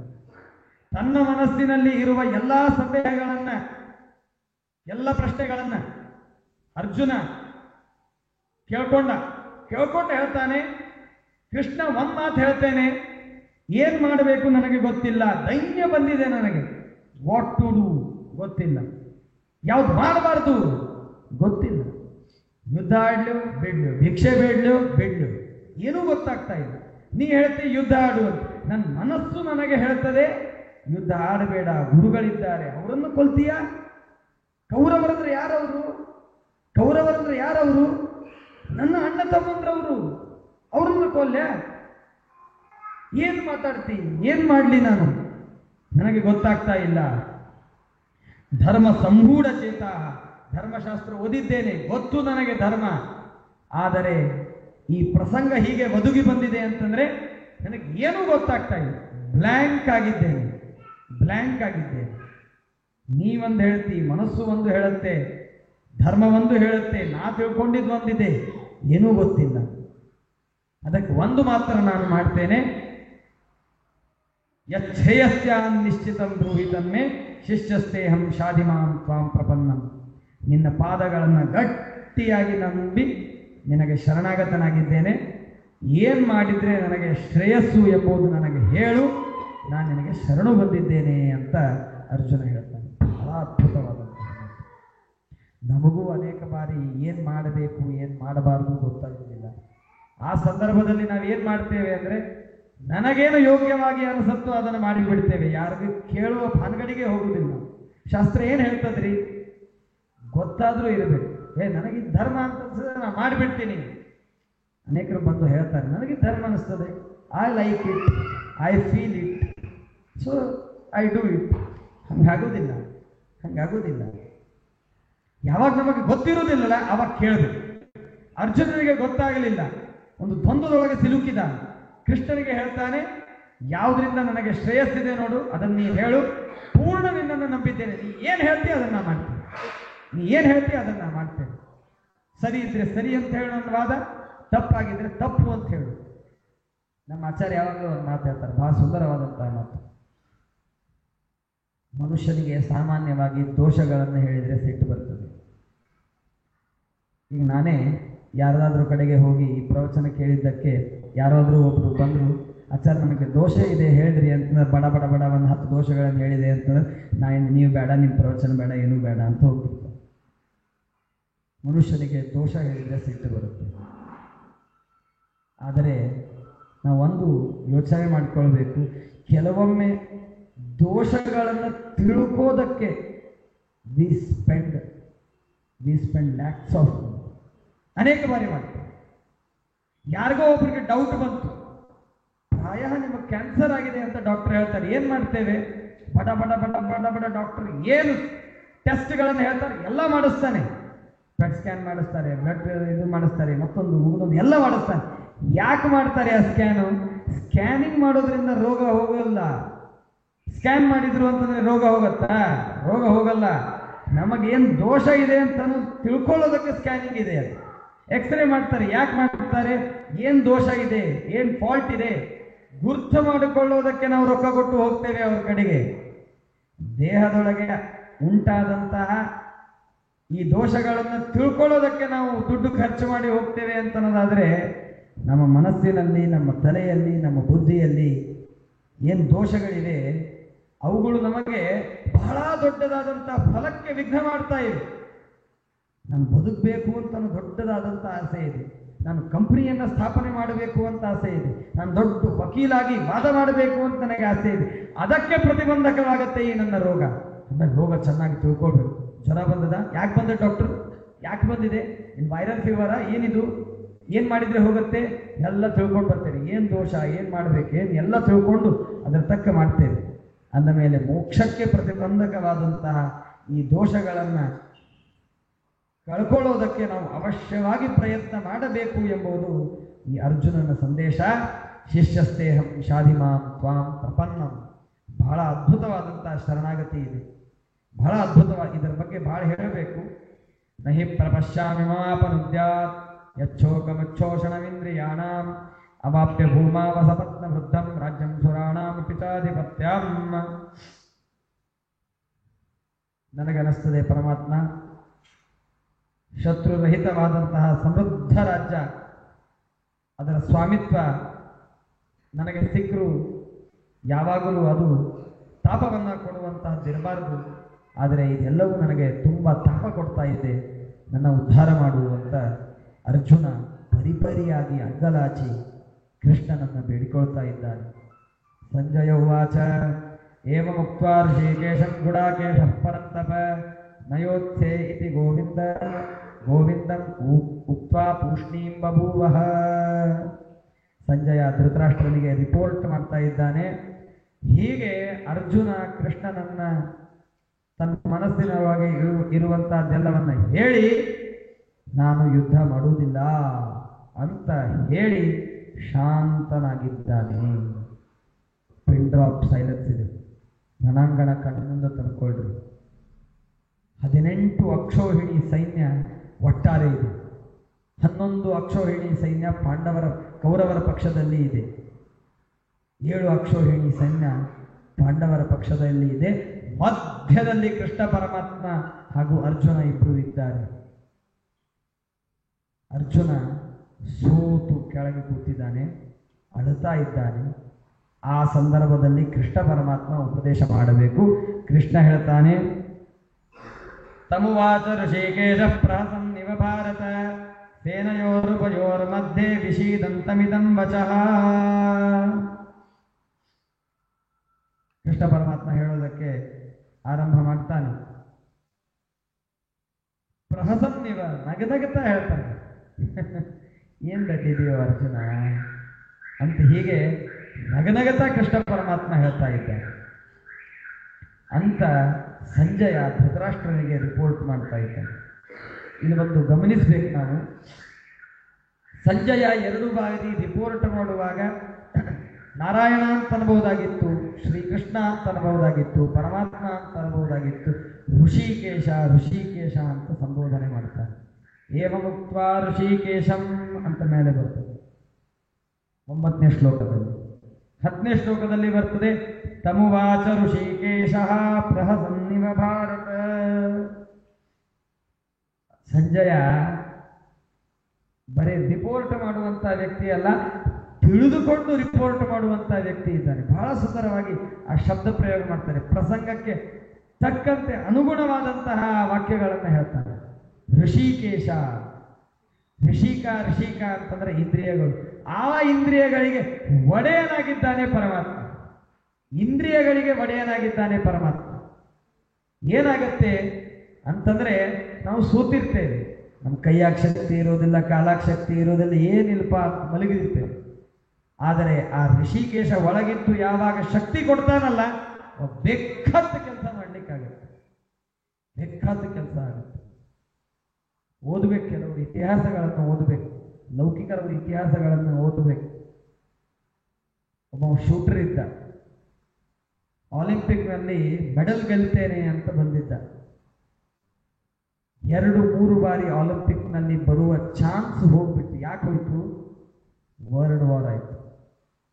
ಕೊನೆಗೆ ಆ ಯುದ್ಧದಲ್ಲಿ ಅವನ ಸೈನಿಕ ಒಂದು ಪ್ರಸಂಗದಲ್ಲಿ ಗ್ರೆನೈಡ್ ಒಡೆದು ಹೋಗುತ್ತೆ, ಒಂದು ಕೈ ಹೋಗುತ್ತೆ. ಯಾವ ಕೈಯಿಂದ ಶೂಟಿಂಗ್ ಮಾಡಬೇಕು ಆ ಕೈ ಹೋಗುತ್ತೆ. ಮತ್ತೊಂದು ಉತ್ಸಾಹ, ಮತ್ತೊಂದು ಇದರಿಂದ ಶುರು ಮಾಡ್ತಾನೆ. ಯಾವಾಗ ನೆಕ್ಸ್ಟ್ ಟೈಮ್ ಒಲಿಂಪಿಕ್ ಆಗುತ್ತೆ ಆಗ ಮೆಡಲ್ ಗೆದ್ದು ಬರ್ತದೆ. ಕ್ಷುದ್ರಂ ಹೃದಯ ದೌರ್ಬಲ್ಯಂ ತ್ಯಕ್ತೋತ್ತಿಷ್ಠ ಪರಸ್ತದೆ. ಎಲ್ಲ ಇಂದ್ರಿಯಗಳಿಗೆ ಪ್ರೇರಕ ದೇವರು ಅಂತ ಅನ್ನೋದು ಚೆನ್ನಾಗಿ ತಿಳ್ಕೊಳ್ಬೇಕು, ಉಪಾಸನೆ ಮಾಡಬೇಕು. ನಮ್ಮ ಕೈ ಕಾಲು ಎಲ್ಲವೂ ಕೂಡ ಸುದೃಢವಾಗತ್ತೆ, ನಮ್ಮ ಕಡೆಯಿಂದ ಕೆಲಸ ಆಗತ್ತೆ. ಎಸ್ ಆಗತ್ತೆ. 1 ಏಕಾದಶಿ 2 ಮಾಡ್ತೇನೆ ಅಂತ ನಿಷ್ಠೆಯಿಂದ ಇದ್ರೆ ಏನೂ ಆಗುವುದಿಲ್ಲ. ನಮಗೆ ಅನೇಕ ಬಾರಿ ಅನುಭವ ಬರುತ್ತದೆ. ಒಂದು ಏಕಾದಶಿ ಇದ್ದಾಗ, ಒಂದನೇ ಏಕಾದಶಿ ಸಾಯಂಕಾಲ ರಾತ್ರಿ ಆಯಿತು ಅಂತಂದ್ರೆ ಸೋತು ಹೋಗಿರ್ತೇವೆ, ಸಾಕಪ್ಪ ಅಂತ ಅನಿಸಿರ್ತದೆ. ಅದೇ 2 ಏಕಾದಶಿಗಳು ಬಂದಾಗ ಒಂದನೇ ಏಕಾದಶಿ ರಾತ್ರಿ ಏನಿಲ್ಲ ಆರಾಮಿದ್ದೇವೆ ಅಂತ ಅನಿಸುತ್ತೆ. ಯಾಕೆ ಅಂದ್ರೆ ಮೈಂಡ್ಲಿ ನಾವು ಸೆಟ್ ಆಗಿರ್ತೇವೆ. ನಾಳೆ ಬೆಳಿಗ್ಗೆ ದ್ವಾದಶಿ ಪಾರಣೆ ಇರೋದಿಲ್ಲ, ನಾಳೆ ಇಡೀ ದಿನ ಉಪವಾಸ ಮಾಡೋದಿದೆ, ಮನುಷ್ಯ ಗಟ್ಟಿಯಾಗಿರ್ತಾರೆ. ಋಷಿಕೇಶ ಅಂತ ಅದನ್ನ ದೇವರನ್ನ ನಾವು ಚೆನ್ನಾಗಿ ಉಪಾಸನೆ ಮಾಡಬೇಕು. ಶ್ರೀ ಭಗವಾನ್ ವಾಚ ಬಹಳ ಸುಂದರವಾಗಿ ಹೇಳ್ತಾನೆ.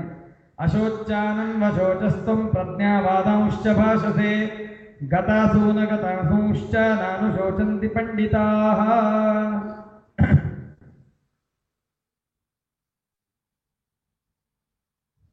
ಗೀತೆ ಬಹಳ ಗಹನವಾಗಿದೆ ಅಂತ ಅನ್ನೋದು ಮತ್ತೊಮ್ಮೆ ನಾನು ಹೇಳಲಿಕ್ಕೆ ಇಷ್ಟಪಡ್ತೇನೆ.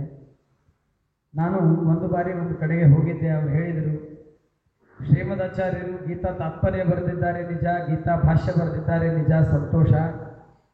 ಆದರೆ ಗೀತಾರ್ಥ ತಿಳ್ಕೊಳ್ಳೋದಕ್ಕಾಗೋದಿಲ್ವಲ್ಲ ಅಂತ. ಗೀತಾರ್ಥ ತಿಳ್ಕೊಳ್ಳಿಕ್ಕಾಗತ್ತೆ, ಅದರ ಸಲುವಾಗಿ ಸ್ವಲ್ಪ ಶ್ರಮ ಪಡಬೇಕಾಗುತ್ತೆ. ಅಂದರೆ ಗೀತಾರ್ಥ ಆಗತ್ತೆ, ಸರಿಯಾಗಿ ಆಗತ್ತೆ, ಅದ್ಭುತವಾಗಿ ಆಗತ್ತೆ, ಬಹಳ ಅದ್ಭುತವಾದ ರೀತಿ. ನಮಗೆ ಈಸಿ ಗೈಡ್ಗಳು ಬೇಕು, ಡೈಜೆಸ್ಟ್ಗಳು ಬೇಕು. ಅದರಿಂದಾಗಿ ಯಾರನ್ನು ನಿಂದೆ ಮಾಡ್ಲಿಕ್ಕೆ ಹೊರಟಿಲ್ಲ, ಸರ್ವಥಾ ನಿಂದೆ ಮಾಡೋದಕ್ಕೆ ಹೊರಟಿಲ್ಲ. ಆ್ಯಸ್ ಇಟ್ ಈಸ್ ಅಂತನ್ನೋದಾಗಿ ಸಿಗುತ್ತೆ, ಅದನ್ನು ಓದಿ ಬಿಡ್ತೇವೆ, ಗೀತಾ ತಿಳ್ಕೊಂಡ್ವಿ ಅಂತನ್ನೋದಾಗಿ ಆಗುತ್ತೆ. ಹಾಗಿಲ್ಲ, ಇಲ್ಲಿ ಒಂದು ಶಬ್ದ ಬರುತ್ತದೆ, ಬಹಳ ಅದ್ಭುತ, ಮಜಾ. ಅಶೋಚಾನಂ ವಶೋಚಸ್ತಂ ಪ್ರಜ್ಞಾವಾದಾಂಶ್ಚ ಭಾಷತೆ. ಪ್ರಜ್ಞಾವಾದ ಅಂತ ಬರೆದಿದ್ದಾರೆ. ಪ್ರಜ್ಞಾವಾದ ಅಂತಂದ್ರೆ ಏನು? ಬುದ್ಧಿವಂತರು ಹೇಳುವಂತಹ ವಾದ. ಹೀಗೆ ಮಾಡ್ರಿ, ಹಾಗೆ ಮಾಡ್ರಿ, ಹೀಗೆ ಬುದ್ಧಿವಂತರು ಹೇಳುವ ಮಾತುಗಳನ್ನೆಲ್ಲ ಹೇಳ್ತಾ ಇದೆಯಲ್ಲ ಅರ್ಜುನ ಅಂತ ಕೃಷ್ಣ ಅಂತ ನಮಗನಿಸುತ್ತೆ. ಸಂಸ್ಕೃತ ಬರ್ತದೆ, ಸಂಸ್ಕೃತದಲ್ಲಿ ಪ್ರಜ್ಞಾ ಶಬ್ದಕ್ಕೇನು ಬುದ್ಧಿ ಅಂತ. ಪ್ರಜ್ಞಾವಾನ್ ಅಂತಂದ್ರೆ ಬುದ್ಧಿ ಉಳ್ಳವ, ಅವನ ವಾದ ಅಂತಂದ್ರೆ ಅವನ ವಿಚಾರಗಳು, ಬುದ್ಧಿವಂತರ ವಿಚಾರಗಳನ್ನೆಲ್ಲ ಕೃಷ್ಣನಿಗೆ ಹೇಳ್ತಾ ಇದ್ದೀಯಲ್ಲ ಅಂತ ಕೃಷ್ಣ ಅರ್ಜುನನಿಗೆ ಹೇಳ್ತಾ ಇದ್ದಾನೆ ಅಂತ ನಮಗನಿಸುತ್ತೆ. ಹಾಗಿಲ್ಲ ಅಂತಂತಾರೆ ಶ್ರೀಮದಾಚಾರ್ಯರು. ಪ್ರಜ್ಞಾವಾದ ಅಂತಂದ್ರೆ ನೀನು ನಿನ್ನನ್ನ ಜ್ಞಾನಿ ಅಂತನ್ನೋದಾಗಿ ತಿಳ್ಕೊಂಡು, ನಿನ್ನ ಮನಸ್ಸಿನಲ್ಲಿ ಏನೇನು ಬಂದಿದೆ ಅದೆಲ್ಲವೂ ಧರ್ಮಶಾಸ್ತ್ರದಲ್ಲಿ ಹೇಳಿದೆ ಅಂತ ತಿಳ್ಕೊಂಡು ನೀ ಹೇಳ್ತಾ ಇದ್ದಿ, ನಾನು ಯುದ್ಧ ಆಡಿದರೆ ನನಗೆ ಪಾಪ ಬರುತ್ತೆ, ಯುದ್ಧ ಮಾಡೋದು ಒಳ್ಳೇದಲ್ಲ, ಭಿಕ್ಷೆ ಬೇಡೋದು ಒಳ್ಳೇದು. ಇದೆಲ್ಲ ಪ್ರಜ್ಞಾವಾದ ಅಂತಂದ್ರೆ ಏನು? ಕೃಷ್ಣ ಕುತ್ಸಿತವಾಗಿ ಅರ್ಜುನನಿಗೆ ಬೈತಾ ಇದ್ದಾನೆ, ಎಂತ ಮೂರ್ಖರ ಮಾತುಗಳನ್ನು ಹೇಳ್ತಾ ಇದ್ದೀಯ ಅಂತ. ಯಾರನ್ನ ಕುರಿತು ದುಃಖ ಪಡಬಾರದು. ಈಗ ಯಾರೋ ಒಬ್ರು ಬದುಕಿದ್ದಾರೆ, ಒಳ್ಳೆ ವ್ಯಕ್ತಿ ಬದುಕಿರುವಾಗ, ಈಗ ಮಗ ಇದ್ದಾನೆ ಅಂತ ಭಾವಿಸಿ, ಒಳ್ಳೆ ಮಗ, ಒಳ್ಳೆ ತಂದೆ, ಅಯ್ಯೋ ನನ್ನ ಅಪ್ಪ ಬದುಕಿದಾರಲ್ಲ ಅಂತ ಯಾರಾದ್ರೂ ದುಃಖ ಪಡ್ತಾರ? ಅಯ್ಯೋ ನಮ್ಮಮ್ಮ ಬದುಕಿದಾಳಲ್ಲ ಆನಂದ ಪಡ್ತಾರೆ. ಅಯ್ಯೋ ನಮ್ಮ ಅಪ್ಪ ಬದುಕಿದ್ದಾರೆ, ನಮ್ಮ ಅಮ್ಮ ಇದ್ದಾರೆ, ಅವ್ರು ನನಗೆ ಸಪೋರ್ಟ್ ಇದ್ದಾರೆ, ಅವ್ರು ನನಗೆ ಬೆನ್ನೆಲುಬಿದ್ದಾರೆ, ಅವ್ರು ಇದ್ದಿದ್ದಕ್ಕೆ ನಾನು ಸಾಧಿಸ್ತೇನೆ ಅಂತ ಆನಂದ ಪಡ್ತಾನೆ ವ್ಯಕ್ತಿ. ಯಾವ ರೀತಿಯಾಗಿ ಬದುಕಿರುವಂತಹ ವ್ಯಕ್ತಿಗಳನ್ನ ಕುರಿತು ನಾವು ಶೋಕ ಪಡುವುದಿಲ್ವಲ್ಲ, ಹಾಗೆ ಜ್ಞಾನಿಗಳು ಸಾಯುವ ಅಥವಾ ಸತ್ತು ಹೋಗುವಂತಹ ವ್ಯಕ್ತಿಗಳ ಕುರಿತಾಗಿಯೂ ಕೂಡ ದುಃಖ ಪಡುವುದಿಲ್ಲ, ದುಃಖಿತರಾಗುವುದಿಲ್ಲ. ಅದರಿಂದಾಗಿ ದ್ರೋಣಾಚಾರ್ಯರು, ಭೀಷ್ಮಾಚಾರ್ಯರು ಸಾಯ್ತಾರೆ ಅಂತನೋ ಶೋಕ ಪಡೋದು ಸರಿಯಲ್ಲ. ಯಾಕೆ ನಿಂತಲೆಯಲ್ಲಿ ಬಂದಿರುವಂತಹ ವಾದಗಳನ್ನೆಲ್ಲ ಇಟ್ಟುಕೊಂಡು ನೀನು ಹುಚ್ಚುಚ್ಚಾಗಿ ಮಾತಾಡ್ತಾ ಇದ್ದಿ? ಬಹಳ ಚೆನ್ನಾಗಿ ಇದನ್ನು ನಾವು ಬಹಳ ಚೆನ್ನಾಗಿ ತಿಳ್ಕೊಳ್ಬೇಕು. ಕೃಷ್ಣ ಶ್ರದ್ಧೆಯನ್ನು ಹೇಳ್ತಾನೆ, ಕೃಷ್ಣ ಅಂಧಶ್ರದ್ಧೆಯನ್ನು ಎಂದೂ ಹೇಳುವುದಿಲ್ಲ. ಐ ರಿಪೀಟ್, ಕೃಷ್ಣ ಯಾವಾಗಲೂ ಶ್ರದ್ಧೆಯನ್ನು ಹೇಳ್ತಾನೆ, ಕೃಷ್ಣ ಅಂಧಶ್ರದ್ಧೆಯನ್ನು ಹೇಳುವುದಿಲ್ಲ. ನಮ್ಮ ತಲೆ ಕೆಲವೊಂದು ಇರುತ್ತೆ, ನಾ ಹೀಗೆ ಮಾಡಿದರೆ ಕೆಲಸ ಆಗತ್ತೆ ಅಂತ ಅಂದ್ಕೊಂಡಿರ್ತೇವೆ, ಏನೋ ಹಿಂಗೆ ಮಾಡ್ತೇವೆ, ಗಲಗಲ್ ಬಡ್ಕೊಂಡ್ರೆ ಕೆಲಸ ಆಗತ್ತೆ, ಇಲ್ಲ ದೇವರಿಗೆ ನಮ್ಮ ಶರಣಾಗತಿ ದೇವರವರೆಗೆ ಹೋಗುವುದಿಲ್ಲ. ಯಾವಾಗಾದರೂ ನಮಸ್ಕಾರ ಮಾಡ್ತಾನೆ, ಯಾರೋ ಒಬ್ರು ಹೇಳ್ತಾರೆ ಹಿಂಗೇನು ಮಾಡ್ತೀವಿ, ಚಂದಾಗಿ ಬಂದ್ರೆ ಸಾಷ್ಟಾಗಿ ನಮಸ್ಕಾರ ಮಾಡಿ, ಆಯ್ತು ಸಾಷ್ಟಾಗಿ ನಮಸ್ಕಾರ ಮಾಡಿ, ಪ್ರದಕ್ಷಿಣೆ ಹಾಕಿ ಹೋಗು, ಆ ದಿವಸ ಕೆಲಸ ಆಗಿದೆ. ನಮಗೆ ನಾ ಗಲ್ಲ ಗಲ್ಲ ಗಲ್ಲ ಬಡ್ಕೊಳ್ಳಿಲ್ಲ, ಅದಕ್ಕೆ ಕೆಲಸ ಆಗ್ಲಿಲ್ಲ ನೋಡ್ರಿ ಅಂತ ಏನೋ ಒಂದು ಭ್ರಾಮಕ ಕಲ್ಪನೆಗಳನ್ನ ಮನುಷ್ಯ ಹಾಕೊಂಡಿರ್ತಾನೆ ತಲೆ. ಇದರರ್ಥ ಈಗ ಬಡ್ಕೊಳ್ಬಾರ್ದು ಅಂತ ಹೇಳಲಿಕ್ಕೆ ಹೊರಟಿಲ್ಲ. ನಮ್ಮ ಪಾಪ ನಾವು ಪಾಪಿ ಅಂತನದಾಗಿ ಹೇಳ್ಕೊತಿದ್ರೆ ಹೇಳ್ಕೊಳ್ಳಿ, ದೃಷ್ಟಾಂತ ಕೊಟ್ಟು. ಕೃಷ್ಣ ಶ್ರದ್ಧೆಯನ್ನು ಹೇಳ್ತಾನೆ, ಕೃಷ್ಣ ಅಂಧಶ್ರದ್ಧೆಯನ್ನು ಹೇಳುವುದಿಲ್ಲ. ಕೃಷ್ಣ ಹೇಳ್ತಾನೆ, ನಿನ್ನ ಮನಸ್ಸಿನಲ್ಲಿ ಇರುವ ವಾದಗಳವು, ಇವರನ್ನು ನಾ ಕೊಂದರೆ ಪಾಪ ಬರುತ್ತೆ, ದುರ್ಯೋಧನನನ್ನು ಕೊಂದರೆ ಪಾಪ ಬರುತ್ತೆ, ಅವ್ರು ನನ್ನ ಅಣ್ಣ ತಮ್ಮ, ಅವರ ರಕ್ತ ಹತ್ತಿದ ಈ ರಾಜ್ಯವನ್ನು ಹೇಗೆ ಉಪಭೋಗ ಮಾಡಲಿ, ಹೇಗೆ ಪರಿಪಾಲನೆ ಮಾಡಲಿ, ಇದೆಲ್ಲ ಪ್ರಜ್ಞಾವಾದ. ಯಾವ ಪಂಡಿತರು ಕೂಡ ಸಾಯುವ ಸತ್ತಿರುವ ವ್ಯಕ್ತಿಗಳ ಕುರಿತು ದುಃಖ ಪಡುವುದಿಲ್ಲ. ಹೇಗೆ ಬದುಕಿರುವ ವ್ಯಕ್ತಿಗಳ ಕುರಿತಾಗಿ ಯಾರಾದ್ರೂ ದುಃಖ ಪಡ್ತಾರ? ಒಳ್ಳೆಯವರು ಪಡುವುದಿಲ್ವಲ್ಲ.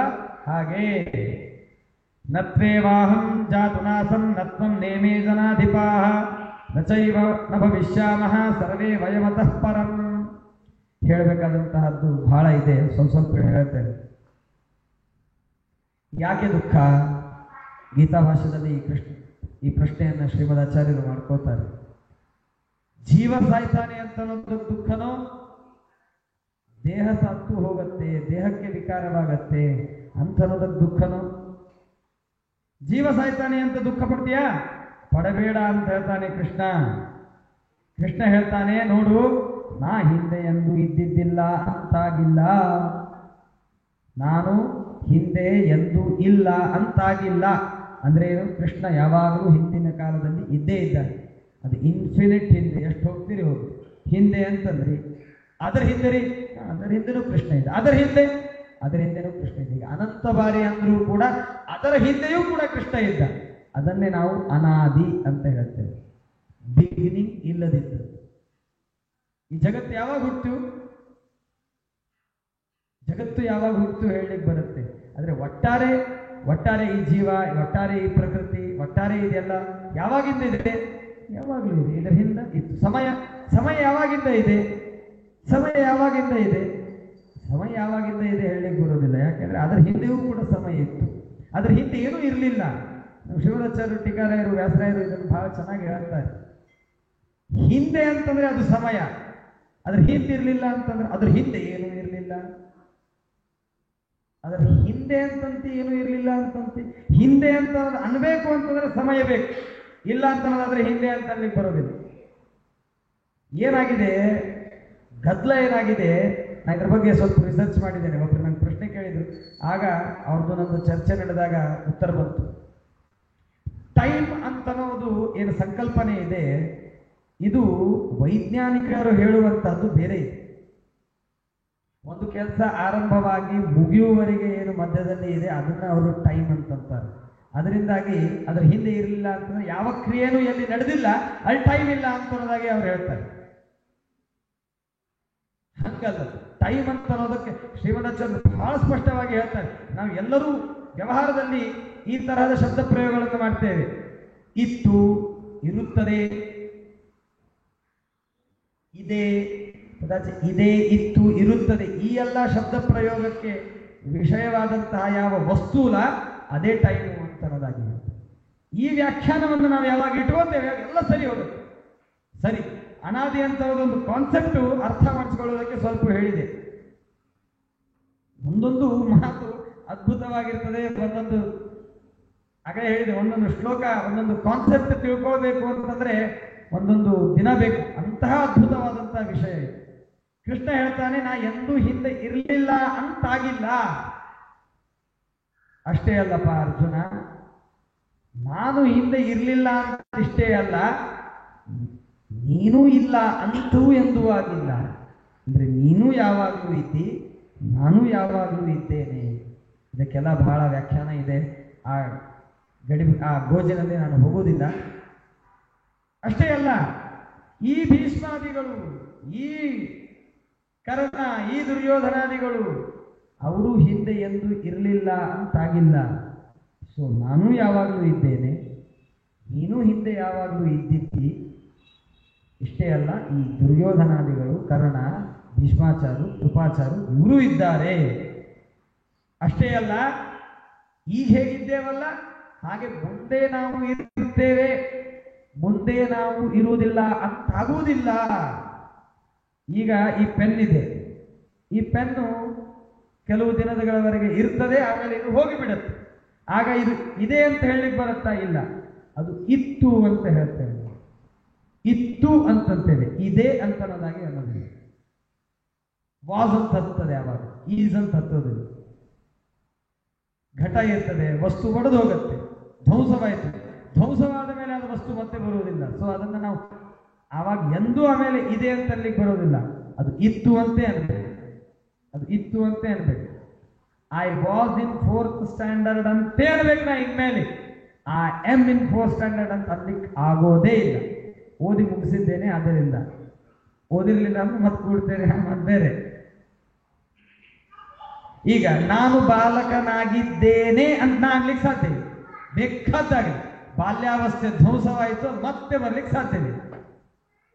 ಹಾಗೆ ನಾವು ಮುಂದೆ ಇರುವುದಿಲ್ಲ ಅಂತ ತಿಳ್ಕೋಬೇಡ. ನಾವೆಲ್ಲರೂ ಮುಂದೆಯೂ ಇರ್ತೇವೆ, ಈಗಲೂ ಇದ್ದೇವೆ, ಹಿಂದೆಯೂ ಕೂಡ ಇದ್ದೇವು ಅಂತ ಕೃಷ್ಣ ಪರಮಾತ್ಮ ಹೇಳ್ತಾ ಇದ್ದಾನೆ. ಅದರಿಂದ ಜೀವಸ್ವರೂಪ ಹಾಳಾದೀತು ಅಂತ ಅನ್ನೋದಕ್ಕೆ ನಾನು ಯುದ್ಧ ಆಡುವುದಿಲ್ಲ ಅಂತ ನೀನು ತಿಳ್ಕೊಳ್ಳಿಕ್ಕೆ ಹೋಗ್ಬೇಡ ಅಂತ ಕೃಷ್ಣ ಪರಮಾತ್ಮ ಹೇಳ್ತಾನೆ. ಇದರ ಮುಂದಿನ ಒಂದು ವಾಕ್ಯ, ಒಂದು ಶ್ಲೋಕ ಹೇಳಿ ನಾನು ಇವತ್ತಿನ ಪ್ರವಚನ ಮುಗಿಸ್ತೇನೆ. ದೇಹಿನೋಸ್ಮಿನ್ ಯಥಾ ದೇಹೇ ಕೌಮಾರಂ ಯೌವನಂ ಜರಾ ತಥಾ ದೇಹಾಂತರ ಪ್ರಾಪ್ತಿ ಧೀರಸ್ತತ್ರ ನ ಮುಹ್ಯತಿ. ಏನ್ ಹೇಳ್ತೀವಿ? ಹಿಂದಿದ್ದಿದ್ದಿಲ್ಲ, ಈಗಿರ್ತೇವೆ, ಮುಂದೆಯೂ ಇರ್ತೇವೆ, ಹಿಂದೂ ಇದ್ವಿ, ಈಗೂ ಇದ್ದೇವೆ, ಮುಂದೂ ಇರ್ತೇವೆ ಅಂತ ಹೇಳ್ತಾ ಇದ್ದಿ. ಹಂಗೇನಿಲ್ಲಲ್ಲ, ನಾವೆಲ್ಲ ವ್ಯವಹಾರ ಹಾಗೆ ಮಾಡೋದಿಲ್ಲ. ಇದ್ರು ಅಂತಂತೇವೆ, ಹುಟ್ಟುತ್ತಾರೆ ಅಂತಂತೇವೆ. ಏನಿದು? ಅದ ಕೃಷ್ಣ ಪರಮಾತ್ಮ ಬಹಳ ಸುಂದರವಾದಂತಹ ಒಂದು ದೃಷ್ಟಾಂತ ಕೊಡ್ತಾನೆ. ನೋಡು, ಈ ದೇಹಕ್ಕೆ ಬಾಲ್ಯಾವಸ್ಥೆ ಅಂತ ಅನ್ನೋದು ಬರುತ್ತೆ, ಅದಾದ ಮೇಲೆ ಕುಮಾರಾವಸ್ಥೆ ಅಂತ ಬರುತ್ತೆ, ಯೌವನ ಬರುತ್ತೆ, ಮುಪ್ಪು ಬರುತ್ತೆ, ಎಲ್ಲವೂ ಬರುತ್ತೆ. ದೇಹ ಒಂದೇ, ಅವಸ್ಥೆಗಳು ಬೇರೆ ಬೇರೆ. ದೇಹ ಒಂದೇ ಇದೆ, ಅವಸ್ಥೆಗಳು ಬೇರೆ ಬೇರೆ ಇದೆ. ಹಾಗೆ ಜೀವ ಒಬ್ಬನೇ.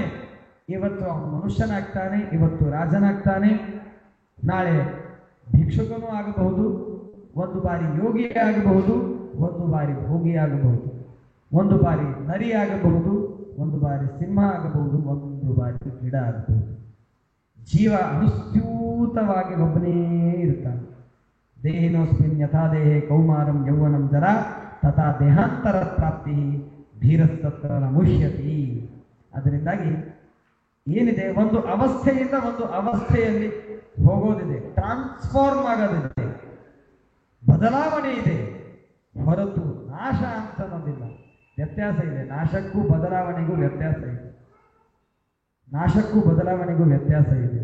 ನಾ ಇವತ್ತು 5 kg ಇದ್ದೇನೆ, ನಾಳೆ ತಿಂದು ಉಂಡು 10 kg ಆಗ್ತೇನೆ. ಬದಲಾವಣೆ ಆಯಿತು, ನಾಶ ಆಗಲಿಲ್ಲ. ನಾನು ಸತ್ತೋದೆ, ನನ್ನ ದೇಹ ನಷ್ಟವಾಯಿತು ಅಂತ ಆಗೋದಿಲ್ಲ, ಬದಲಾವಣೆ ಆಗತ್ತೆ.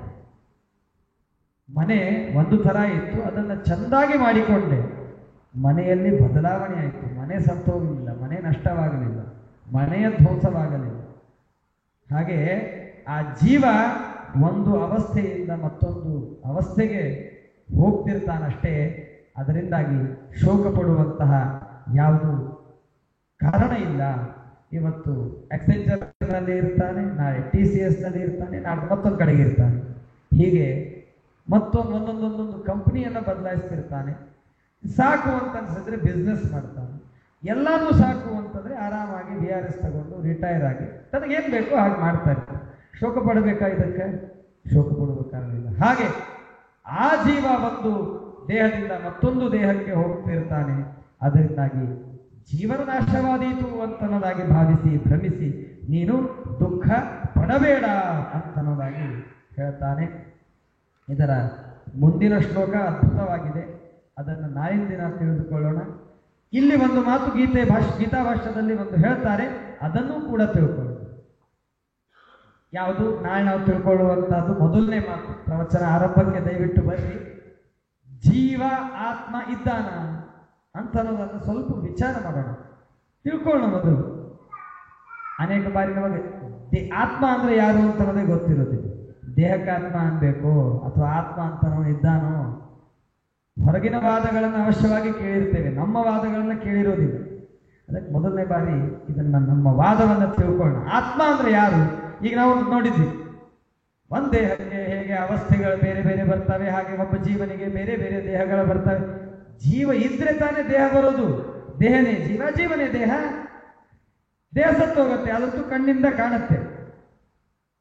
ದೇಹ ಸತ್ತೋದಕ್ಕೂ ಎಲ್ಲರಿಗೂ ಕಾಣುತ್ತೆ. ಜೀವ ಸತ್ತೋದ ಮುಗಿತು. ಎಲ್ಲಿದೆ ಸ್ವರ್ಗ, ಎಲ್ಲಿದೆ ಮೋಕ್ಷ? ಈ ಎಲ್ಲ ವಾದಗಳು ನಮ್ಮ ತಲೆಯಲ್ಲಿ ಬಂದಿರ್ತವೆ.